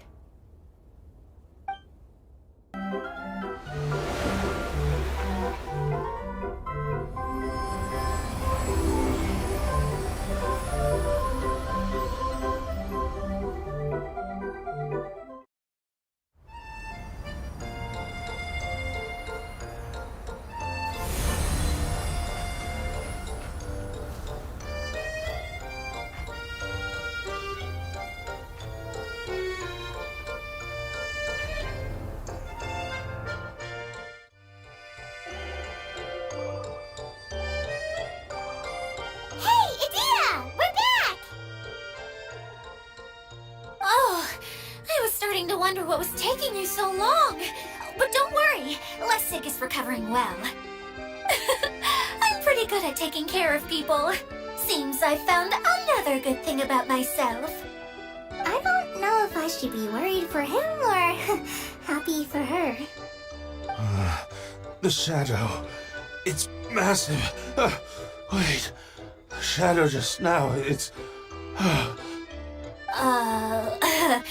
Seems he still might need a little more time to recover. Tell me, did everything go well for you all? Of course. With a team like the Traveler, Paimon, Kale, and Eula, they're at least 40 times more reliable than you ever were. Only 40 times more reliable? That means I'm still pretty good then. I guess it's impossible to feel like you've lost once you've already given up. I'm a little concerned about how comfortable you are with that. Huh? What has happened? How did I get outside of the tent? Ah, that's right. I remember meeting Eula, and then... Oh, my head. Oh, you're awake now. Don't worry, that's just a side effect of your treatment, Lessig. I'm afraid I still feel a little disoriented.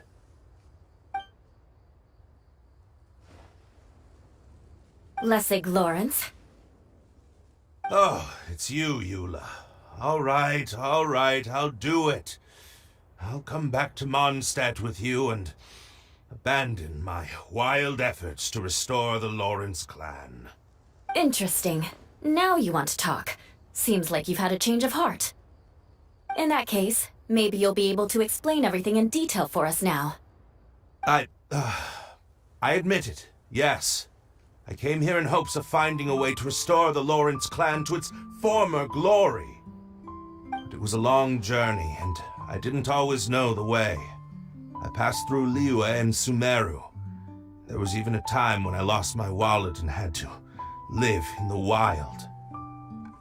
But the peculiar thing is, I realized that nobody knew me out there. And not a single person even cared about the Lawrence clan. You and I are like glass pawns that were raised in shackles. We were taught to act like nobles, but outside the walls of our home, the people of Mondstadt despised us. Such pompous, hateful, and stubborn teaching. It all culminated to making us cling to the old aristocratic dogma in an attempt to maintain our pride. It's like a never-ending game of tug-of-war, but it is meaningless. You understand. Or I should say, you have already long understood. But I'm afraid that I have only just realized this.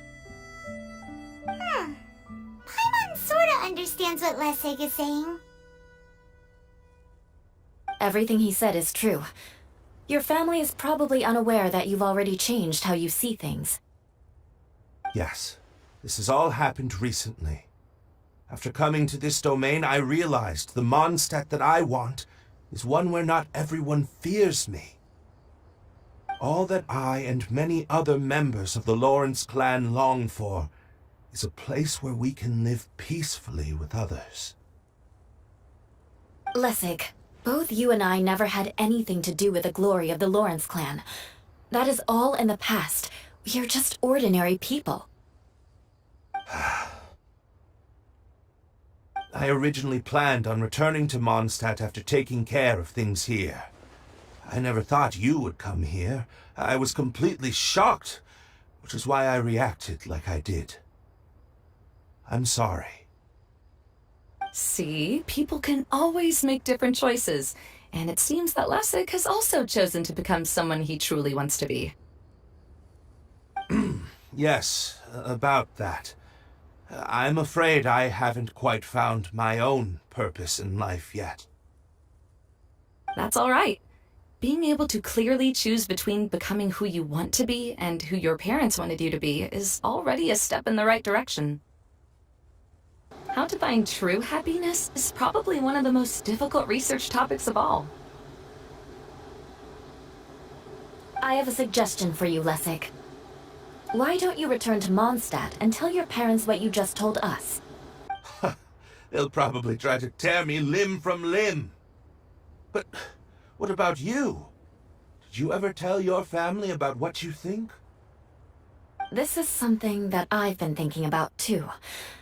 Perhaps the two of us can sit down with the rest of the clan and discuss it with them. The Lawrence clan is just like this stage. It was once home to glorious performances, but those days are now long gone. And it is time for the stage to be updated. She's so solid and tough, but also clear and open, like an ice cube. Is that why she's able to dance anytime and anywhere she wishes? Are you all done talking now? Yes, I think so. By the way, that is for you. Please take it. I found it on Lessig earlier.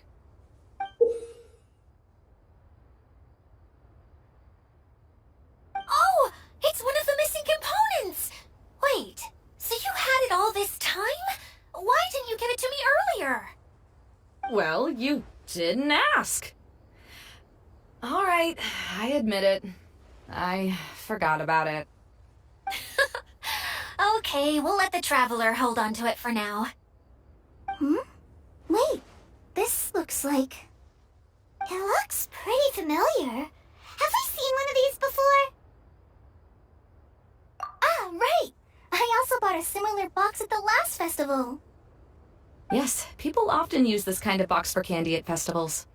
This was one of the materials originally used to create the tent. But now that the tent has been repaired, we no longer need it. Eating the candy from the box as an adult will never be as delicious as it was when you were a kid. But if you really think about it, there are way more things you can eat as an adult. Ah, so when it comes down down to it, eating candy is sort of like life. It's just another choice.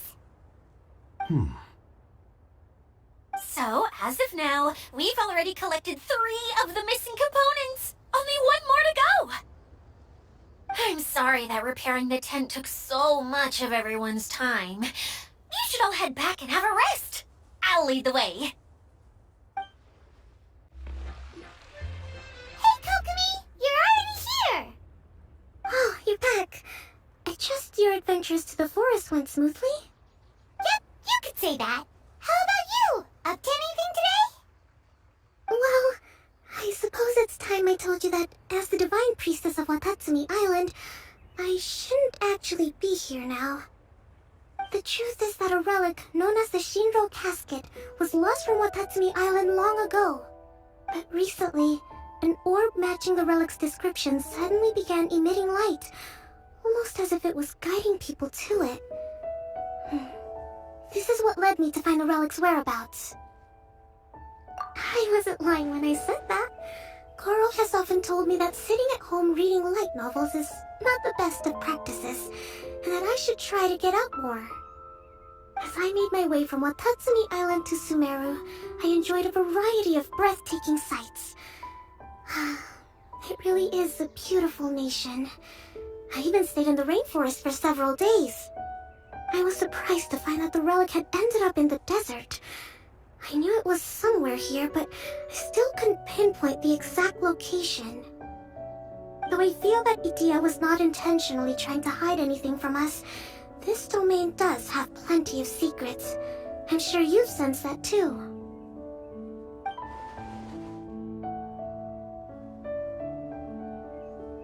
Now that you mention it, a lot did happen today.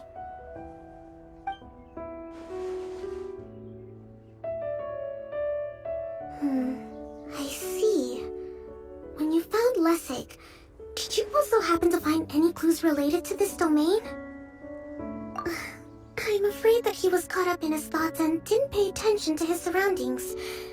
Actually, before the world was flipped upside down, this domain didn't look anything like this. Hey, everyone! Oh, I hope we're not interrupting your conversation. It's alright. You two did a lot today. Care to join me for a cup of tea? Sure! That would be perfect! Eula and I just made some snacks. Turns out Idia has a cooking stove and oven. Seriously, why didn't she mention it earlier? Oh, so did you make us some moon pies? No, I made something called storm crust pie. You should try one, traveler. And I made some pita pockets. You could try some, Kokomi. It should taste great with tea. Sorry. I should call you General. Oh, I would be happy to try some. By the way, Eula, how's your cousin doing now? Oh, him. You would never guess, but he's busy over by the oven now.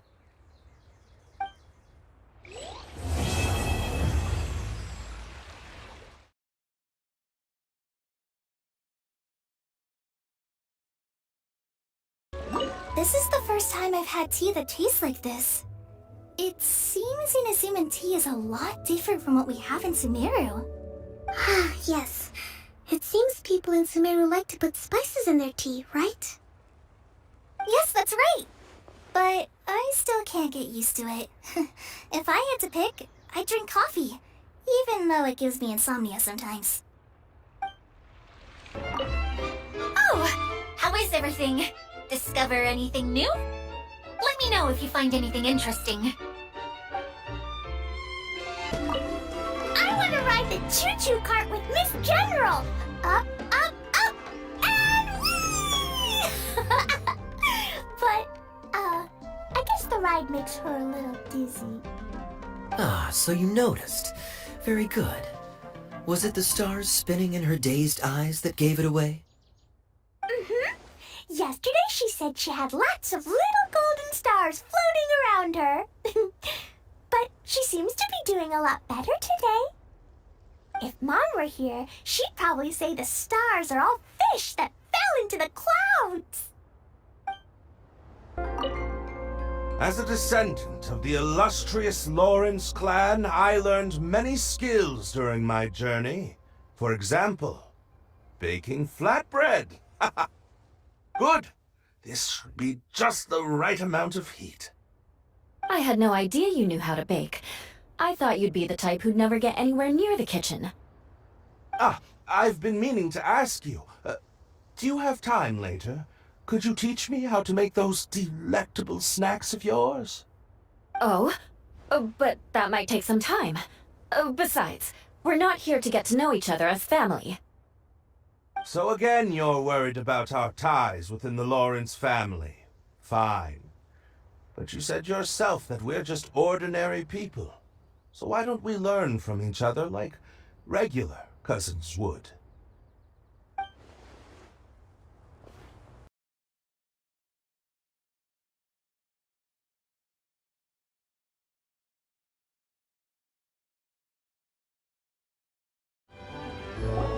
Really? You do that? Oh, but that's too much. I can't. No, really, it's all right. We want to do everything we can for the domain. Yes, and to be completely fair, I'm the one who caused this terrible mess in the first place. Oh? What happened? Did Paimon miss something? Hello, you two. Lessig was just telling us what happened. Perhaps you should allow me to explain. I'm afraid it was I who caused all this trouble in the domain. Yes, it was Lessig. To be precise, I saw a most exquisite water orb at the entrance of the domain. It reminded me of an astrolabe my grandfather gave me when I was 7 years old. I was curious if it could rotate, so I reached out and touched it. Little did I know that it was the core of this entire domain. What I mean to say is, I knew something was wrong as soon as the whole place started flipping. It's not just your fault. I failed in my responsibilities as the caretaker here. Oh, I knew I should have put the core somewhere more secure. Oh, you mean the big ball of water at the entrance? Yes, that's the one. Anyway, after giving it some thought, Lessig has offered to perform some more repairs and maintenance to help support the domain. But we were concerned he wouldn't be able to handle it all alone, so Eula and I will also stay here to lend him a hand. But don't be mistaken. I'm not doing this out of the kindness of my heart like Kale. My job is purely to monitor and ensure that Lessig doesn't cause any more trouble here. Oh, sure. I don't think anyone's buying that anymore, Eula. Though I do remember that Amber mentioned we should just nod and agree when you act like this.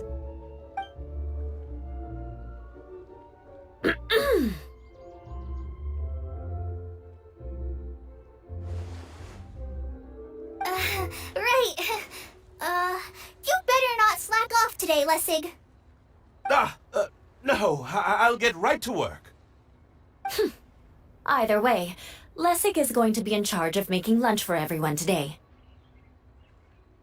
Yes, I'll do my best. No need to worry. What was that? I mean, thanks everyone for giving me a chance to redeem myself. I can already feel new strength kindled inside me. Ha ha ha. No, maybe that's just the heat of the oven. Very good. But you should conserve your strength. Many parts of the domain are still in disrepair, so we have a lot to investigate. Seems Adia has a little more pep in her step after finding others to help do the work. Now that you three are situated, we can focus on what the rest of us will be doing today. I'll go gather the others. We should get ready to leave as soon as possible.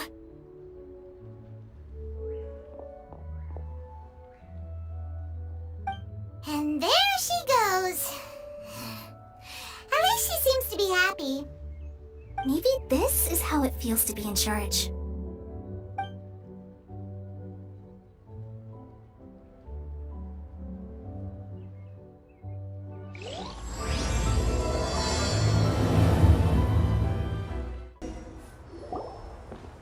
actor doesn't get out much. He's almost always cooped up in his treehouse making props or writing scripts.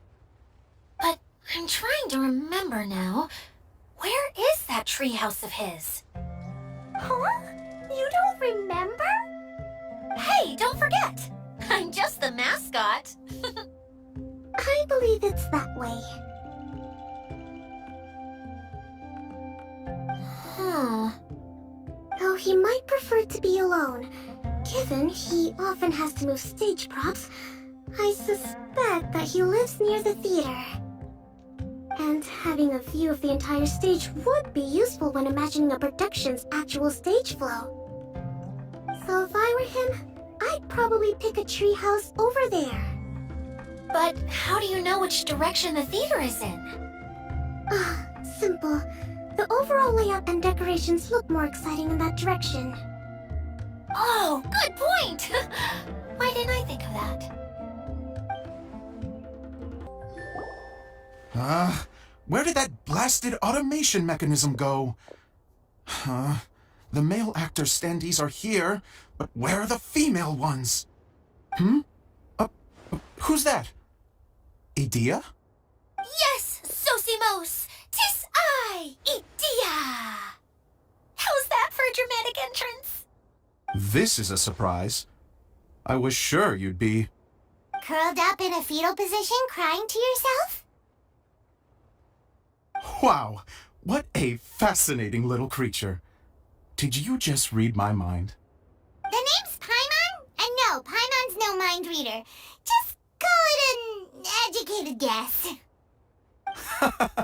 It seems everyone shares a similar opinion about you, Idea.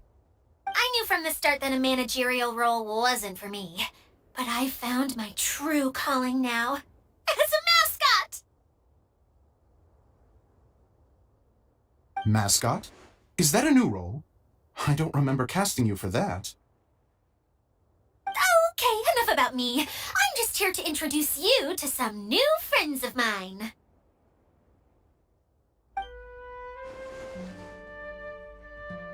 And that's why we came to see you.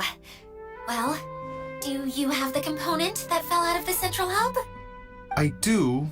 However, I'm afraid the incident has caused many malfunctions with the stage mechanisms, and I can no longer put on any performances. Okay, so you're holding the component ransom till we help you fix the mechanisms, huh? No, till we fix the stage, surely. I'd have thought he wants us to make some more props, no? Given that some of the standees are missing. Or maybe the component is broken and we need to fix it. You're all forgetting that the majority of his work involves writing scripts. I'll wager that he wants us to edit them. What has gotten into you all?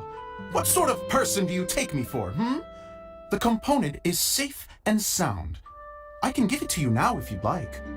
Although I was hoping that maybe you might be willing to help rescue my show? You're a big group. I have lots of roles to fill. It would really speed up the casting. A show? That sounds fun! I want to help! Can we? Also, truth be told, I've hit a bit of a roadblock in my script and was just thinking about how to move the story forward. And then you all showed up. Suddenly, I got my muse back. I don't know how to explain it, but something about seeing all of you finally helped me figure out how to continue my script. Huh? You mean that story you've been stuck on forever? Are you serious? You really think you can finish it now? Yes, really. Just give me a little time, and I'll write it all up. In the meantime, I'll leave things to you, Idea. Whoa! And he's off to write the script! Zosimos has always wanted to write an epic story about a thief and a mage. Apparently, he got the idea from some rumors that were swirling around, but he only got as far as writing the intro before writer's block set in. Why don't you all take some time for yourselves while I see what I can do. We'll reconvene after the director finishes his script.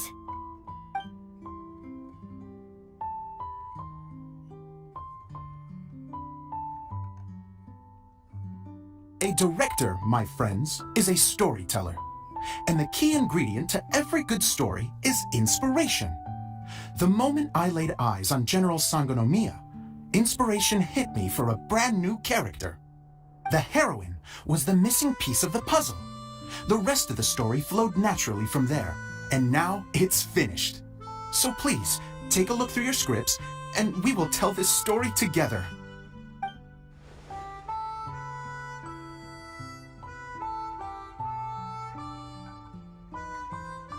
Well, is everything clear? Director Zosimos, how do you pronounce this word? Let me see. That's sojourn. It means to stay for a while. This is a very cute moment, so let's make sure that comes through in the performance. Oh, wait! There's another word I don't know here. It's okay, Klee. We can go through your lines together a few more times after this meeting's over. That would be most appreciated, Kaya. I had a feeling about you, actually. You seem to know a thing or two about character acting. Tell me, have you acted before? You're too kind. It's all in the script, really. It just rolls off the tongue. Oh, you think so? Well, you definitely have a knack for it. I've actually been looking out for someone with your talent. If I make it as a big-time director, then I can see us working together for the long term. Be sure to stay in touch, okay? You and I are gonna go places. What can I say? Sounds good to me. Great. Fantastic. Now then, please go through your scripts one more time. But don't just read the words. Remember my notes, and really let the character inhabit you. I need to have a look at the stage, so I'll leave you to it. If you need me for anything, I'll be in the big theater right in the center of this area.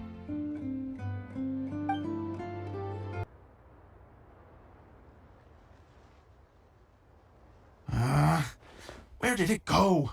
I put it right here. Hey, Zosimos! What you up to?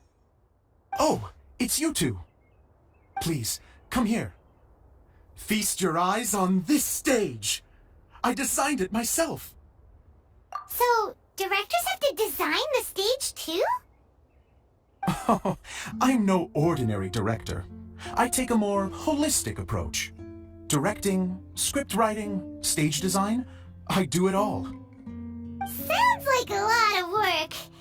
Edea wouldn't be able to handle that kind of job. Edea has her work cut out for her too, you know.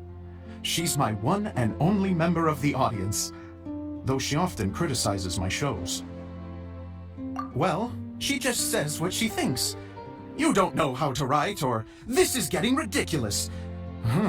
I think it's because I use preprints in a way that she feels goes against what they're intended for.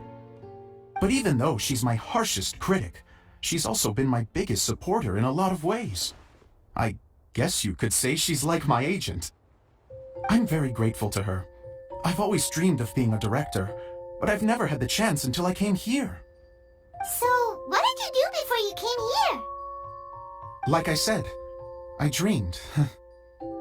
From a young age, every time I came home after a show, I'd go over the story again and again in my mind. Growing up, my biggest aspiration was to be a director. Unfortunately, I couldn't offer much beyond my practical skills, so I ended up spending most of my time as a prop designer and doing a bit of set design on the side. Don't get me wrong, I do love building the set, but nothing satisfies me more than putting on my very own show. No wonder you only wrote director on the sign. Exactly. You're not doing a great job of convincing me that you're not a mind reader. By the way, could I ask you for your help with something? I'm having trouble finding the master script, and I'll need it shortly. The one you only just finished writing? You lost it already? Yeah. After I handed everyone their copies, I held on to my master copy while I was checking on everything around the theater. I must have dropped it somewhere. If it's not here, then it might be in the attic. These are the only two places I've been since I finished writing it. But, I still have some things to do to get the stage ready. Would you two mind having a look for me? No problem. We'll find it. The thicket board's mechanism should be functioning. Let's see. There's the lights. Oh, and the microphones.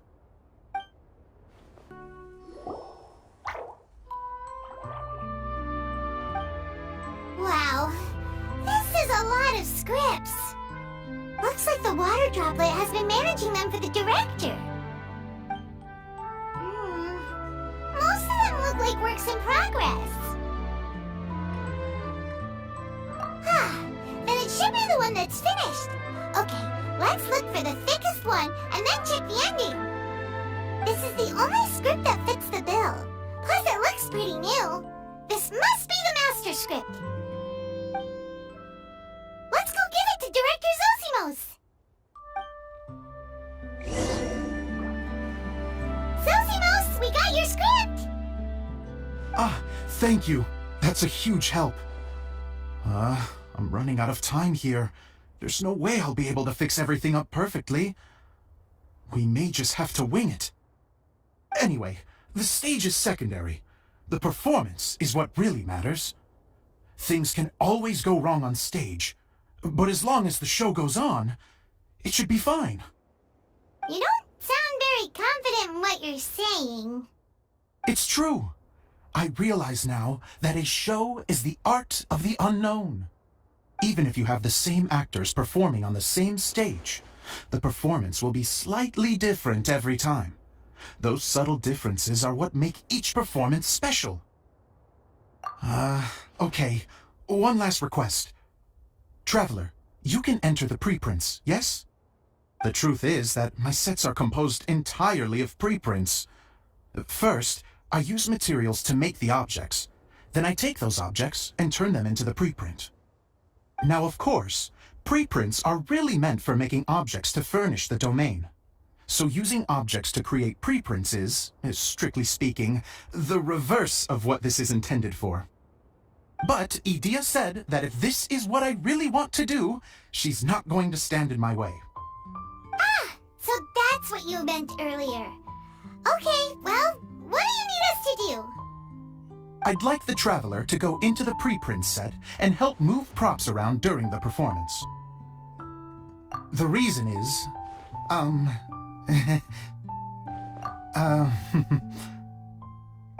Paimon gets it now. If you're busy directing, moving the props, and operating all the mechanisms, you never get the chance to watch the show. Yes, I know that I'm no master playwright, but still. Even if it really is a half-baked script, with shoddy writing and moments of sheer ridiculousness, I'd still like to see it for myself, just once. Hard to turn a guy down after a speech like that. Thank you. Genuinely, I'm so grateful. I'll go and inform the others. Then, as soon as you're ready, the show can begin.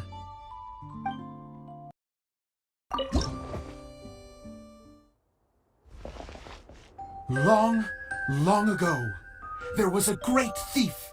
He lived in a land where the light did not shine, where all suffered in the darkness. People call me? Sorry, Kaya.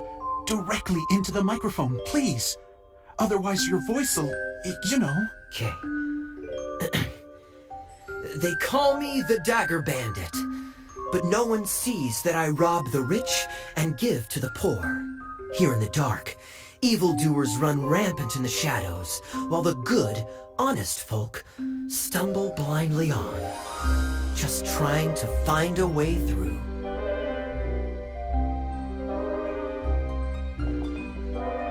As the bandit brooded, suddenly the world was inexplicably changed as a single star appeared on the horizon and flew across the sky.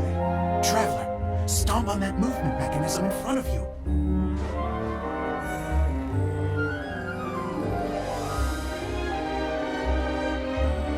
Light. A brief flash, yet enough to illuminate the world. If I can find the source of that light, I can shine it into the darkness, and the people will suffer in blindness no longer.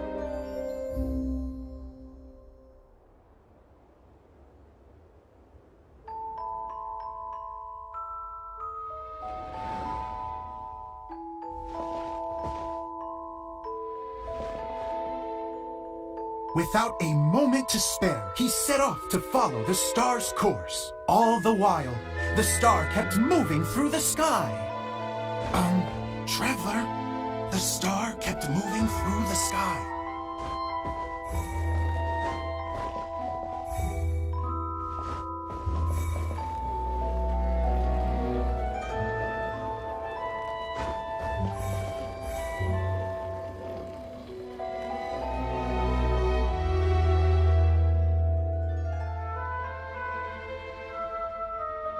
Looks like I have to go through the desert. This could get dangerous. If everything he'd heard was to be believed, the desert ahead was a no-man's land filled with horrors. Worse still, the star had landed in the most difficult-to-reach location, surrounded by sheer cliffs. But he was determined to press onward. I've come this far, and I'm not about to turn back now. The Dagger Bandit trekked deep into the desert wasteland. Yet when he finally arrived at his destination, he found not a fallen star, but a young girl, dressed in white. How strange. I'm positive this is where the star landed. Young lady, do you know where the light has gone?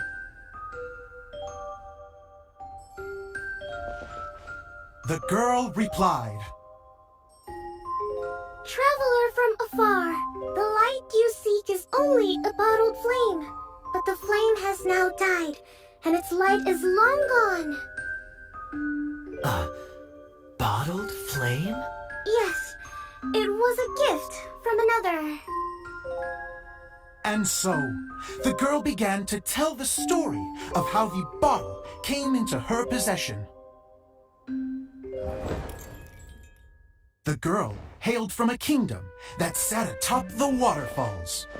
But when the reigning dynasty fell and a new one seized power, she and her people fled for their lives. A thick fog began to fill the air as she made her way through the forest, and dense thickets tried to block her path. There is a mechanism down there that you can press to retract the thicket board below the stage.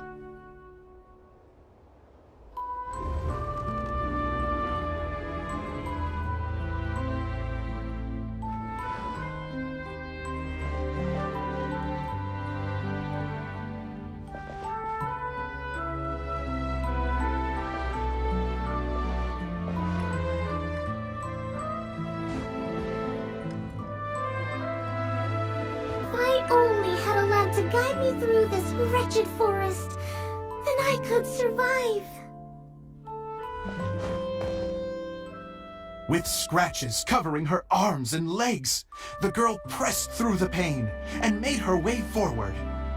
The road ahead was arduous, but she was determined to press onward. I've come this far, and I'm not about to turn back now.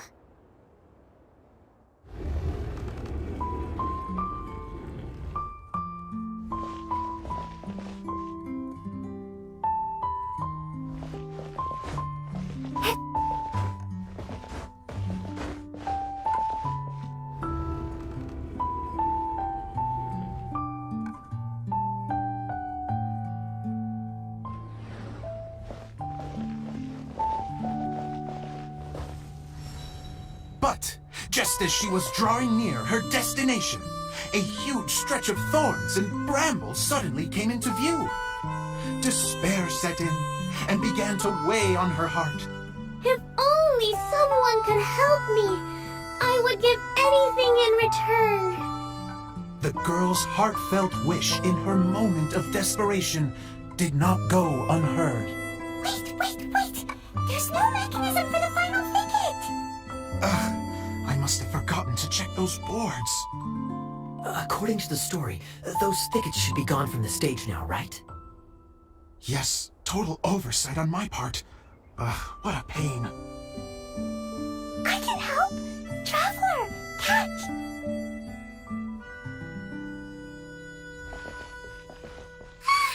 It's a Jumpy Dumpty!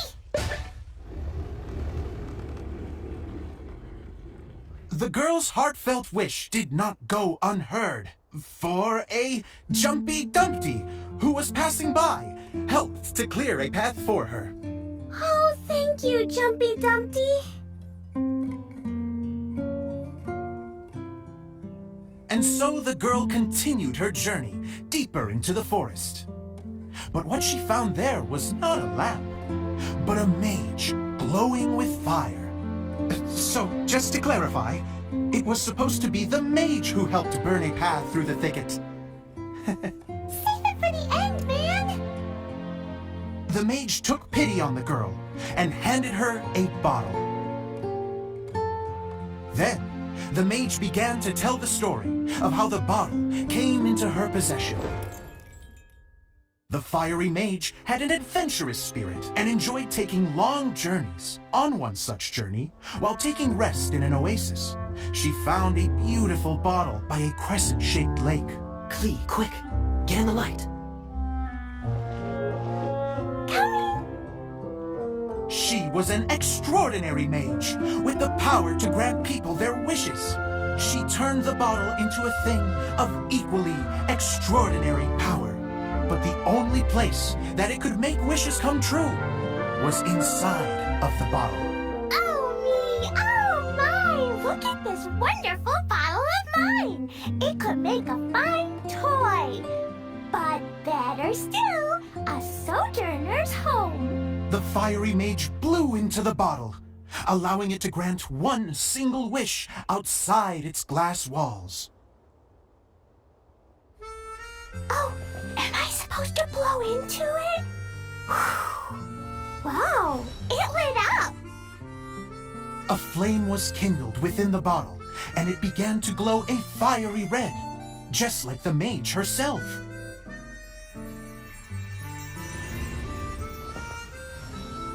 After the mage finished telling her story, she disappeared, leaving only the bottle behind. A magic bottle that can grant wishes. And I wish to leave this place and go somewhere where no one will ever find me again. And then? The bottle seemed to softly inquire.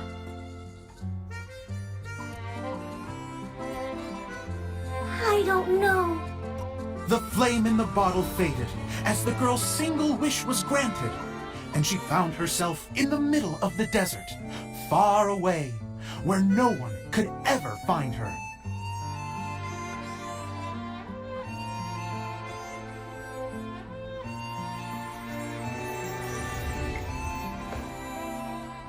When the Dagger Bandit listened to her story, he sighed in disappointment that the flame with the power to grant wishes outside of the bottle had already died.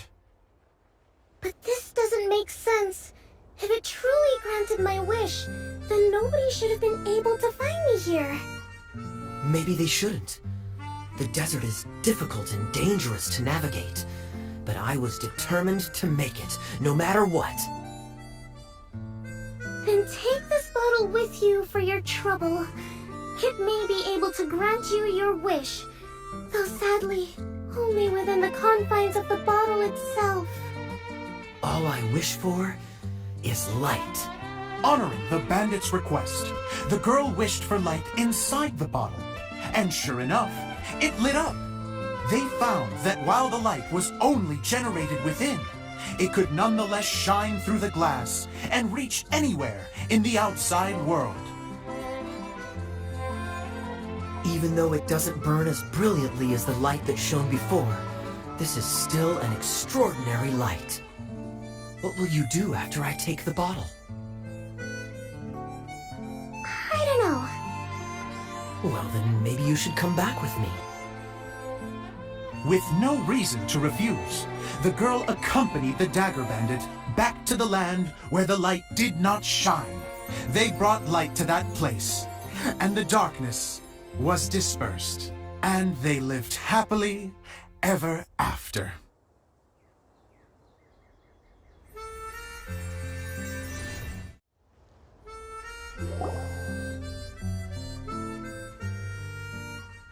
And we're done! Seems the show went pretty well.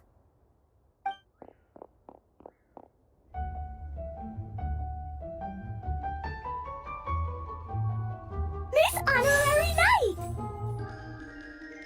Didn't I do great? I felt like I really was the fiery mage! Wow, great costume, Glee! As soon as Paimon saw your shadow, she thought straight away, what a cute hat! Cleo loves it! Thanks, Mr. Zosimos! Oh, wait, no, I mean, Mr. Director. Mr. Director? Huh! No one's ever called me that before. Thank you, my dear little mage. Thank you so much. Oh, I'm so happy. Miss Adia said that she tailored it a little bit so it would fit me, but you were the one who designed and made it. You're amazing. Yeah, that's amazing! And it sounds like Adia did a great job too! It was nothing really. Just one of those, oh no, whatever shall I wear to the ball moments. Sewing comes in handy at times like that.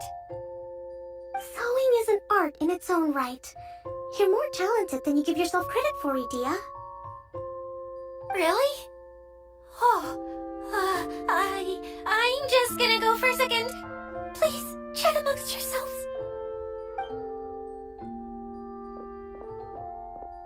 She gets embarrassed so easily. She really can't handle being in the spotlight. Idia's a sensitive person and doesn't have a whole lot of self-confidence. I hope all the excitement hasn't brought her to tears. Oh, I'm a little worried. Don't worry. I'll go make sure she's okay. I'll see you all later.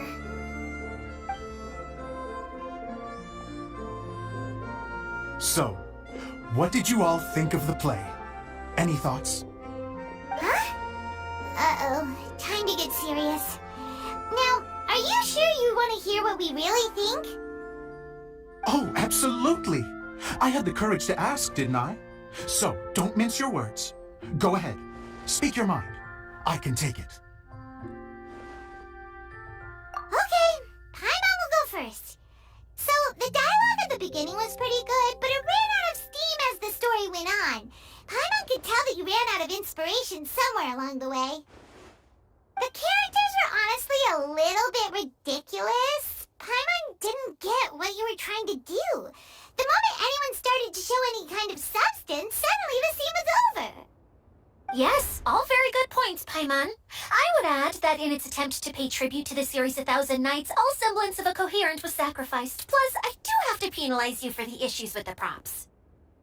Miss Adia, what are you doing back here?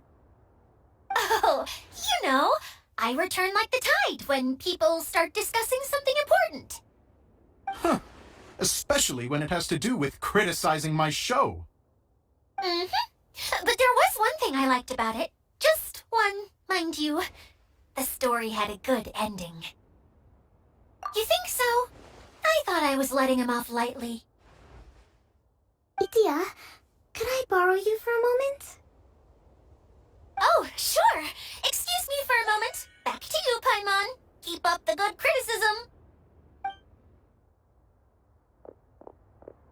Okay, in that case, Paimon did have one other complaint. Let's hear it. Taking criticism on the chin is all part of being a director. The ending was all wrong. The girl's motives were clear and simple the whole way through. It was kind of jarring when all she had to say was, I don't know. And doesn't anyone else find it weird how her whole community was on the run, but she was only looking out for herself the whole time? I'm fine. I'm not going to improve without feedback. I also learned a lot this time with the chance to be off stage. To be honest, it was a dream come true. What a great attitude. You don't seem upset at all by our comments. I wouldn't say I'm completely unaffected, but you're only speaking the truth. They're all very valid points. Still, now that Paimon thinks about it, you did finish the script in a bit of a rush. Maybe we were being a little too hard on you. That's perfectly fine. Nothing is as important to me as my work on the stage.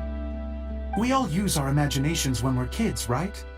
I used to play with dolls and my own cardboard cutouts by the light of an oil lamp. The shadows would come to life and dance on the walls. I never got tired of it.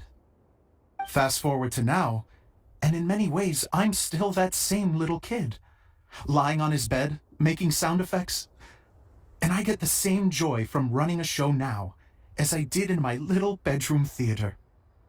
Of course, a director can accomplish nothing without a cast and crew.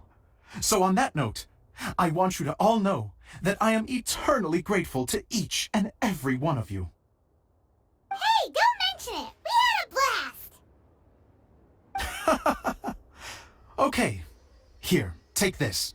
Your component, as promised. It's the bottle from the show!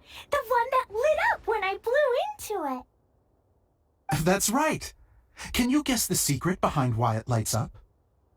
Oh, maybe there's an invisible fairy inside that opens its eyes when you blow into it. Bingo! You guessed it. That should do the trick. Oh, wait, this needs tightening up a little. Hold on, this will only take a second.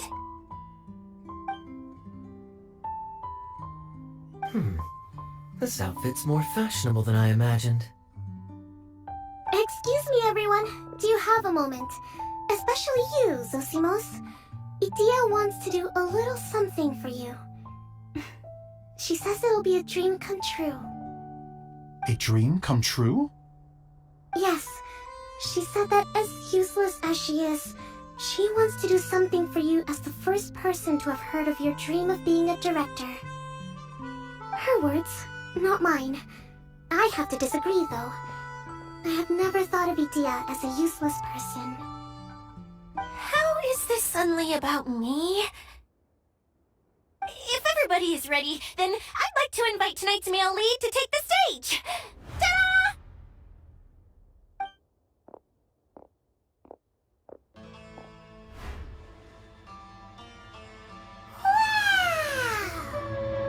Cool! Kaya's turned into the real Dagger Bandit! How is me changing outfits supposed to make the director's day? It's just a prototype costume. Is he that easy to please? Don't be silly. If I know our director, nothing will make him happier than to see his ideas brought to life by the right actor. Well, then I'm happy to oblige. Who am I to argue with the star of the show? Zosimos drew up countless designs and made a few prototypes before landing on this one. It just needed some tailoring to fit properly, so I made a few stitches here and there. I hope the result isn't a disappointment. Oh, it's perfect. Idia, I'm... Oh, I'm so touched. Thank you all. You've made me happier than I ever thought I could be.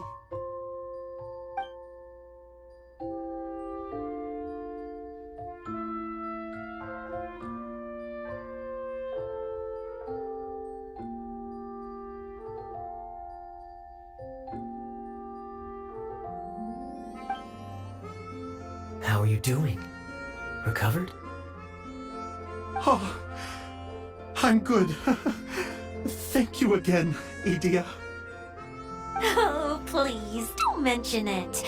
Well, now that we have the final component, it's time to say goodbye for now. Let's head to the core of the Veluria Mirage and get this place fixed up. Can I keep wearing my costume? Please do, by all means. Both of you can keep your costumes. It seems only fair. Yay! Kaya, keep wearing yours too. It looks amazing. I agree with our mage. I'm sure it's not every day you get to play such an unforgettable character. Sure.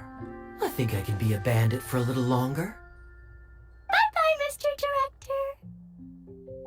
Take care, my dear friends. Oh, Eula and Kale! You got back before us! Yes. Idea had the water droplet send us a message just as the show was coming to an end, so we came back here to wait for you. How is Lessig doing? He finished all the maintenance work, but it took a lot out of him. He's now fast asleep in his room. Oh, I feel a little guilty. Consider it his atonement. It's only fair that he had to do something constructive before being able to sleep soundly. Seriously, don't waste your concern on him. If you say so.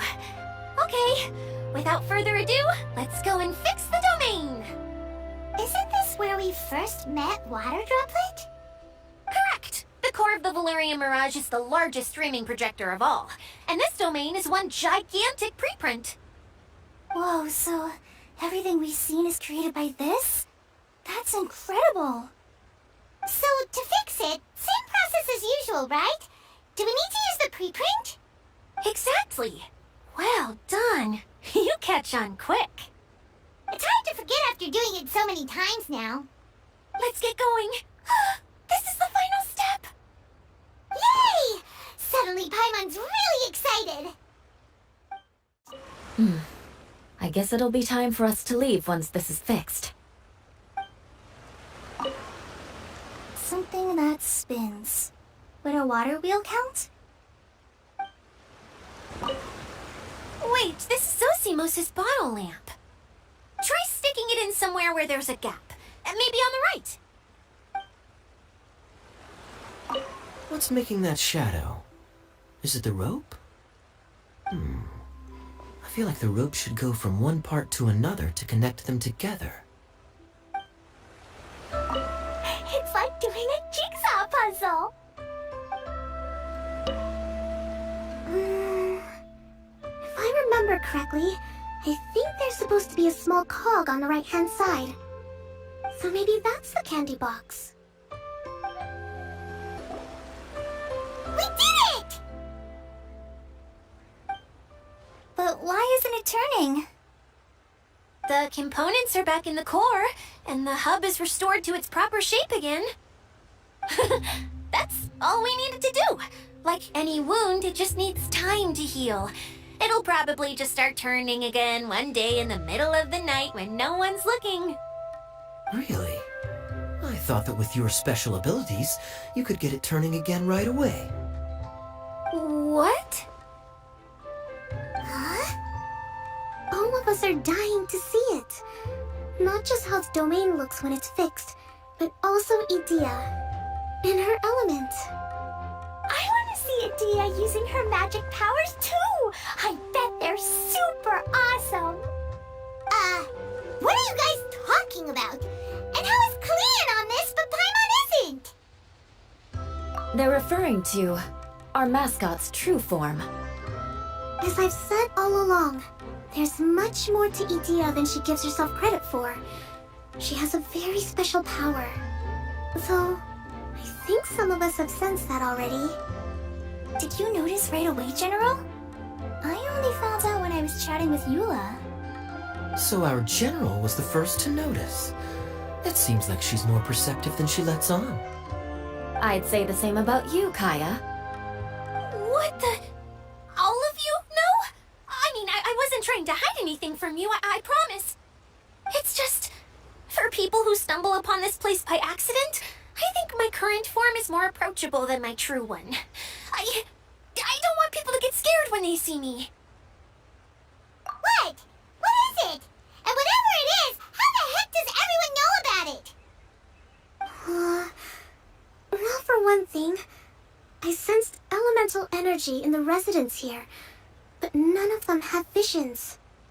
Then my mind started to wander as I was reading a storybook, and suddenly, I had a thought.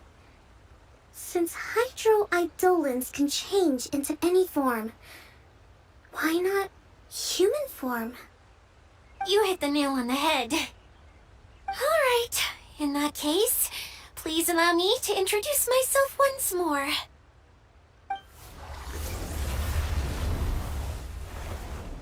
I am an Oceanid who was exiled here when the former Hydro Archon passed away.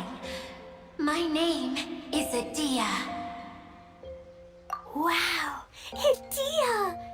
You're so pretty! Now that I'm in my true form, I suddenly feel a little embarrassed talking to you all. You look stunning. You should be flaunting this look at every opportunity. Oh, come on, I'm too shy. Wait, so does this mean that all the people we met in here are actually... I'm guessing that the human counterparts to these Hydro alter egos are long gone. That's right. When they wanted to leave, I took them to the edge of the desert. The components are in fact gifts that they gave to me before they left. But I'm always curious about what brings people here, so I used the streaming projector to bring their wishes to life. The power to grant wishes, but only within the confines of the bottle. Exactly. It's a truly extraordinary light. I've just realized something.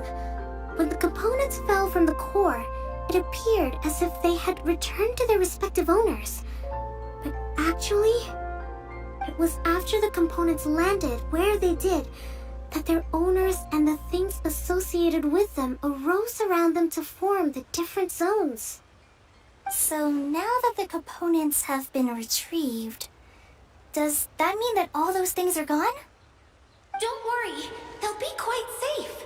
As long as I remember them, they'll never disappear.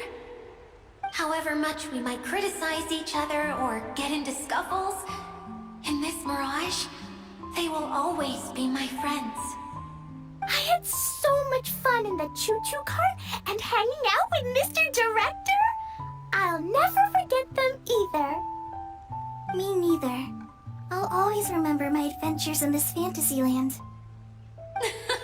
Very good. But it's probably time I set this wheel in motion. This one's all yours, Adia, our magical mascot. Please work!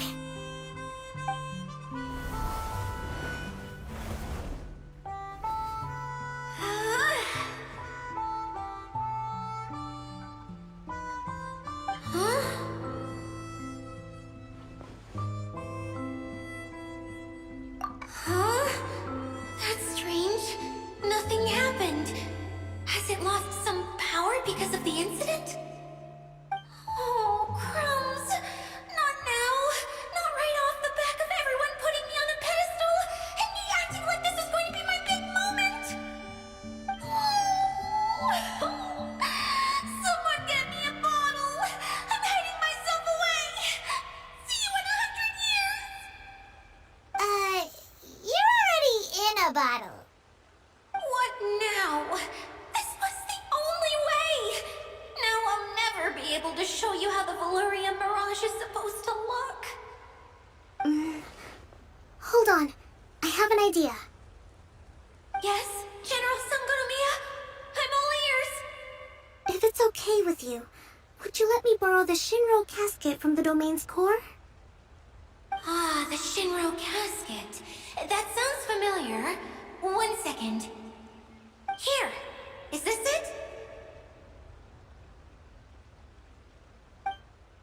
Wow, a huge shell. It's the relic that Kokomi mentioned earlier! So this is where it's been hiding! It was once a ritual vessel used for making offerings in the Moon Shrine. It's made from the remains of a yokai called the Shinkiro, and it can listen to the wishes of those who come to pray to build up Shinki, which gives it its power. Several centuries ago, the relic was lost when the last prefect of Yashiori died in battle. Its final resting place was unknown. The pearl that goes with it should be able to sense the casket's location. But when, unbeknownst to anyone at the time, the casket disappeared inside the core of the Valyria Mirage, the pearl's light died out. Huh? How come? Well, imagine it was a sound instead of light. If the room is too big, you can't hear anything from outside the door, can you? Oh, I get it now.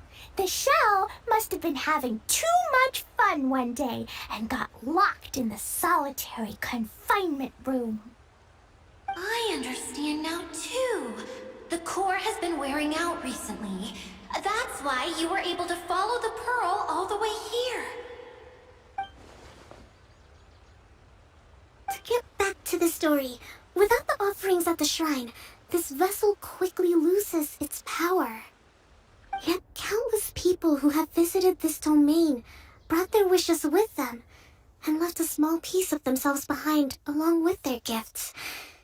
These have the same effect as the offerings at the shrine. Wow! I never knew this thing was so powerful. It is. Powerful enough to help you repair the Valyria Mirage with any luck. But what do I do with it? It's simple. We just need to awaken it by telling it what we wish for.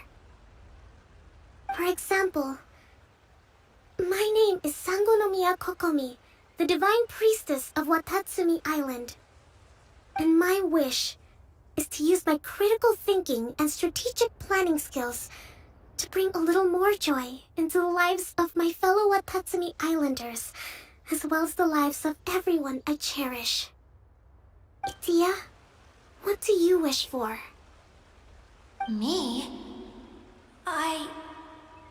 My wish is that all those who have sojourned to the Valyria Mirage in the past will achieve what they truly wish for. Not just in this domain, but out there, too. Even though I know full well that trying to build a railway in the outside world is just a pipe dream, and that Maimuna will probably just go back to being a scholar. And I know that Zosimos has a lot of improving to do as a playwright. It's going to be tough for him back in Fontaine. Chasing your dreams is hard work. Despite all of that, I still hope that somehow, someday, they will achieve their dreams.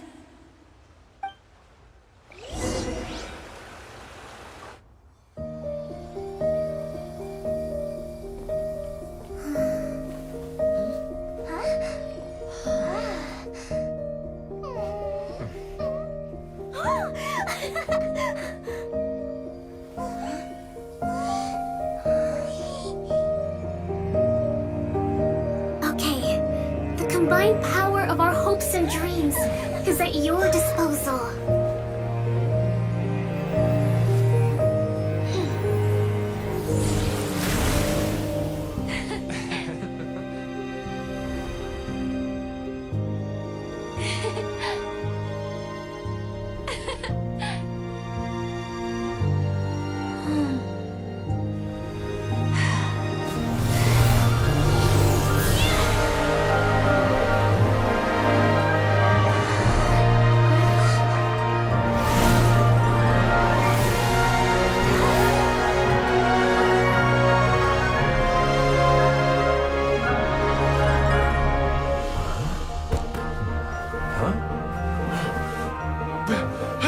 Look! The wheel's been fixed!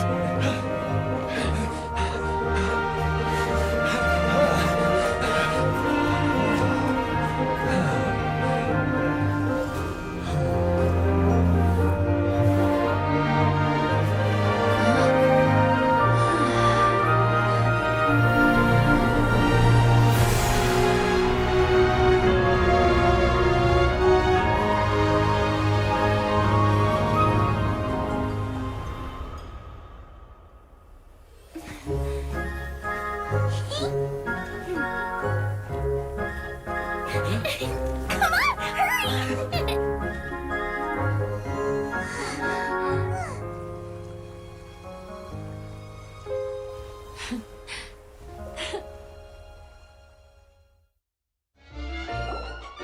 Yay! Dia, you're back to normal!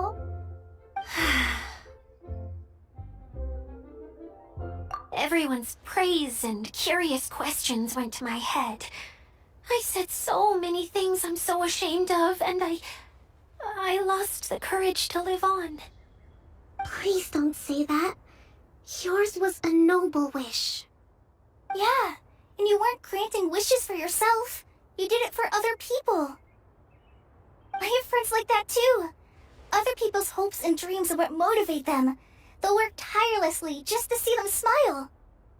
If you ask me, that's one of the most noble things a person can aspire to. Please, no more praise. I'm really not comfortable with it. It makes me feel so ashamed. Someone like me doesn't deserve so many people's praise. It's like I'm dreaming. Well, at least the domain is fixed now, and all the components are back in place. What's the matter, Klee? I suddenly have loads and loads of more wishes. I want to ride the choo-choo cart again and look down from up on top of the big wheel. Is there a way to get up on top of the wheel, Edea? There is a way, but there's only space for a very few people. That's okay. I can go up by myself. But it'd be more fun with Miss Honorary Knight. Are we sure about this? It's so high. What happens if we fall off? Well, yeah, but Paimon's just worried for you. Don't worry, I'll be there to make sure no one falls off. I haven't been up there in a long time myself.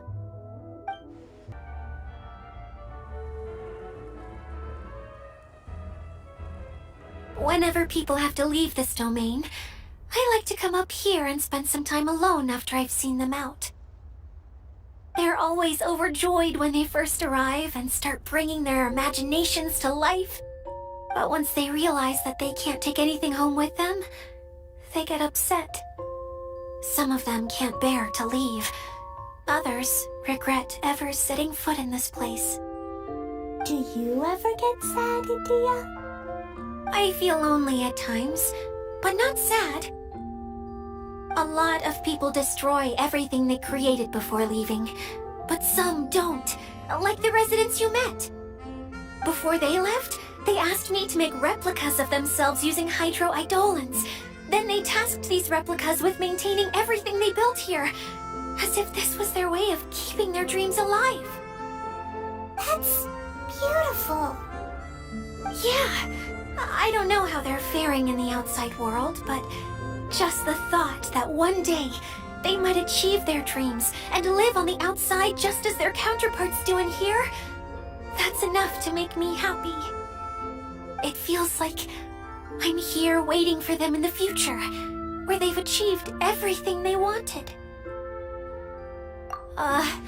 Really? I just think that every dream, every wish is like a flame in a bottle. Whether someone is still working towards their dream or living it already, as long as whenever they think back to that spark of light within them, it still makes them smile fondly. That's all it takes. Well, I feel super happy right now. Then I guess I finally paid Alice back after all these years. Funny to think I've been in the middle of a desert this whole time. It's just a giant muddy swamp to me. Time for Paimon to give you a nickname! Mud Fairy! Watch out for Edea the Mud Fairy! How dare you mock me! Roar! I'll gobble you up in one mouthful! I'm still embarrassed to have shown you my uglier side, but I'm glad the Valorium Mirage is up and running again. This place is going to be bustling with activity again soon enough. I hope you'll take some time to enjoy yourselves. Yep, I want to get everyone together for one last ride on the choo-choo cart.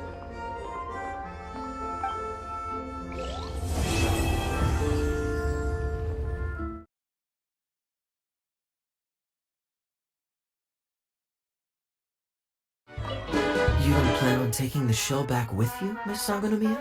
No, I think it's better if it stays here, with Idea. But Tatsumi Island has something new to treasure now. And slowly but surely, people are seeing progress in pursuing their aspirations. It'll be of more use here, where it can protect this puddle domain and the dreams of all who journey through here. If we start at our village and take a slight detour, we'll be able to see Caravan Rebot and Partis the Eye on the way to Sumeru City. Ah, very good. Oh, planning to do any souvenir shopping along the way? You can just focus on buying the gifts. I'll carry the bags. Don't worry about the weight. I can handle it. As long as it's nothing too gigantic, I'll fit it in the bag.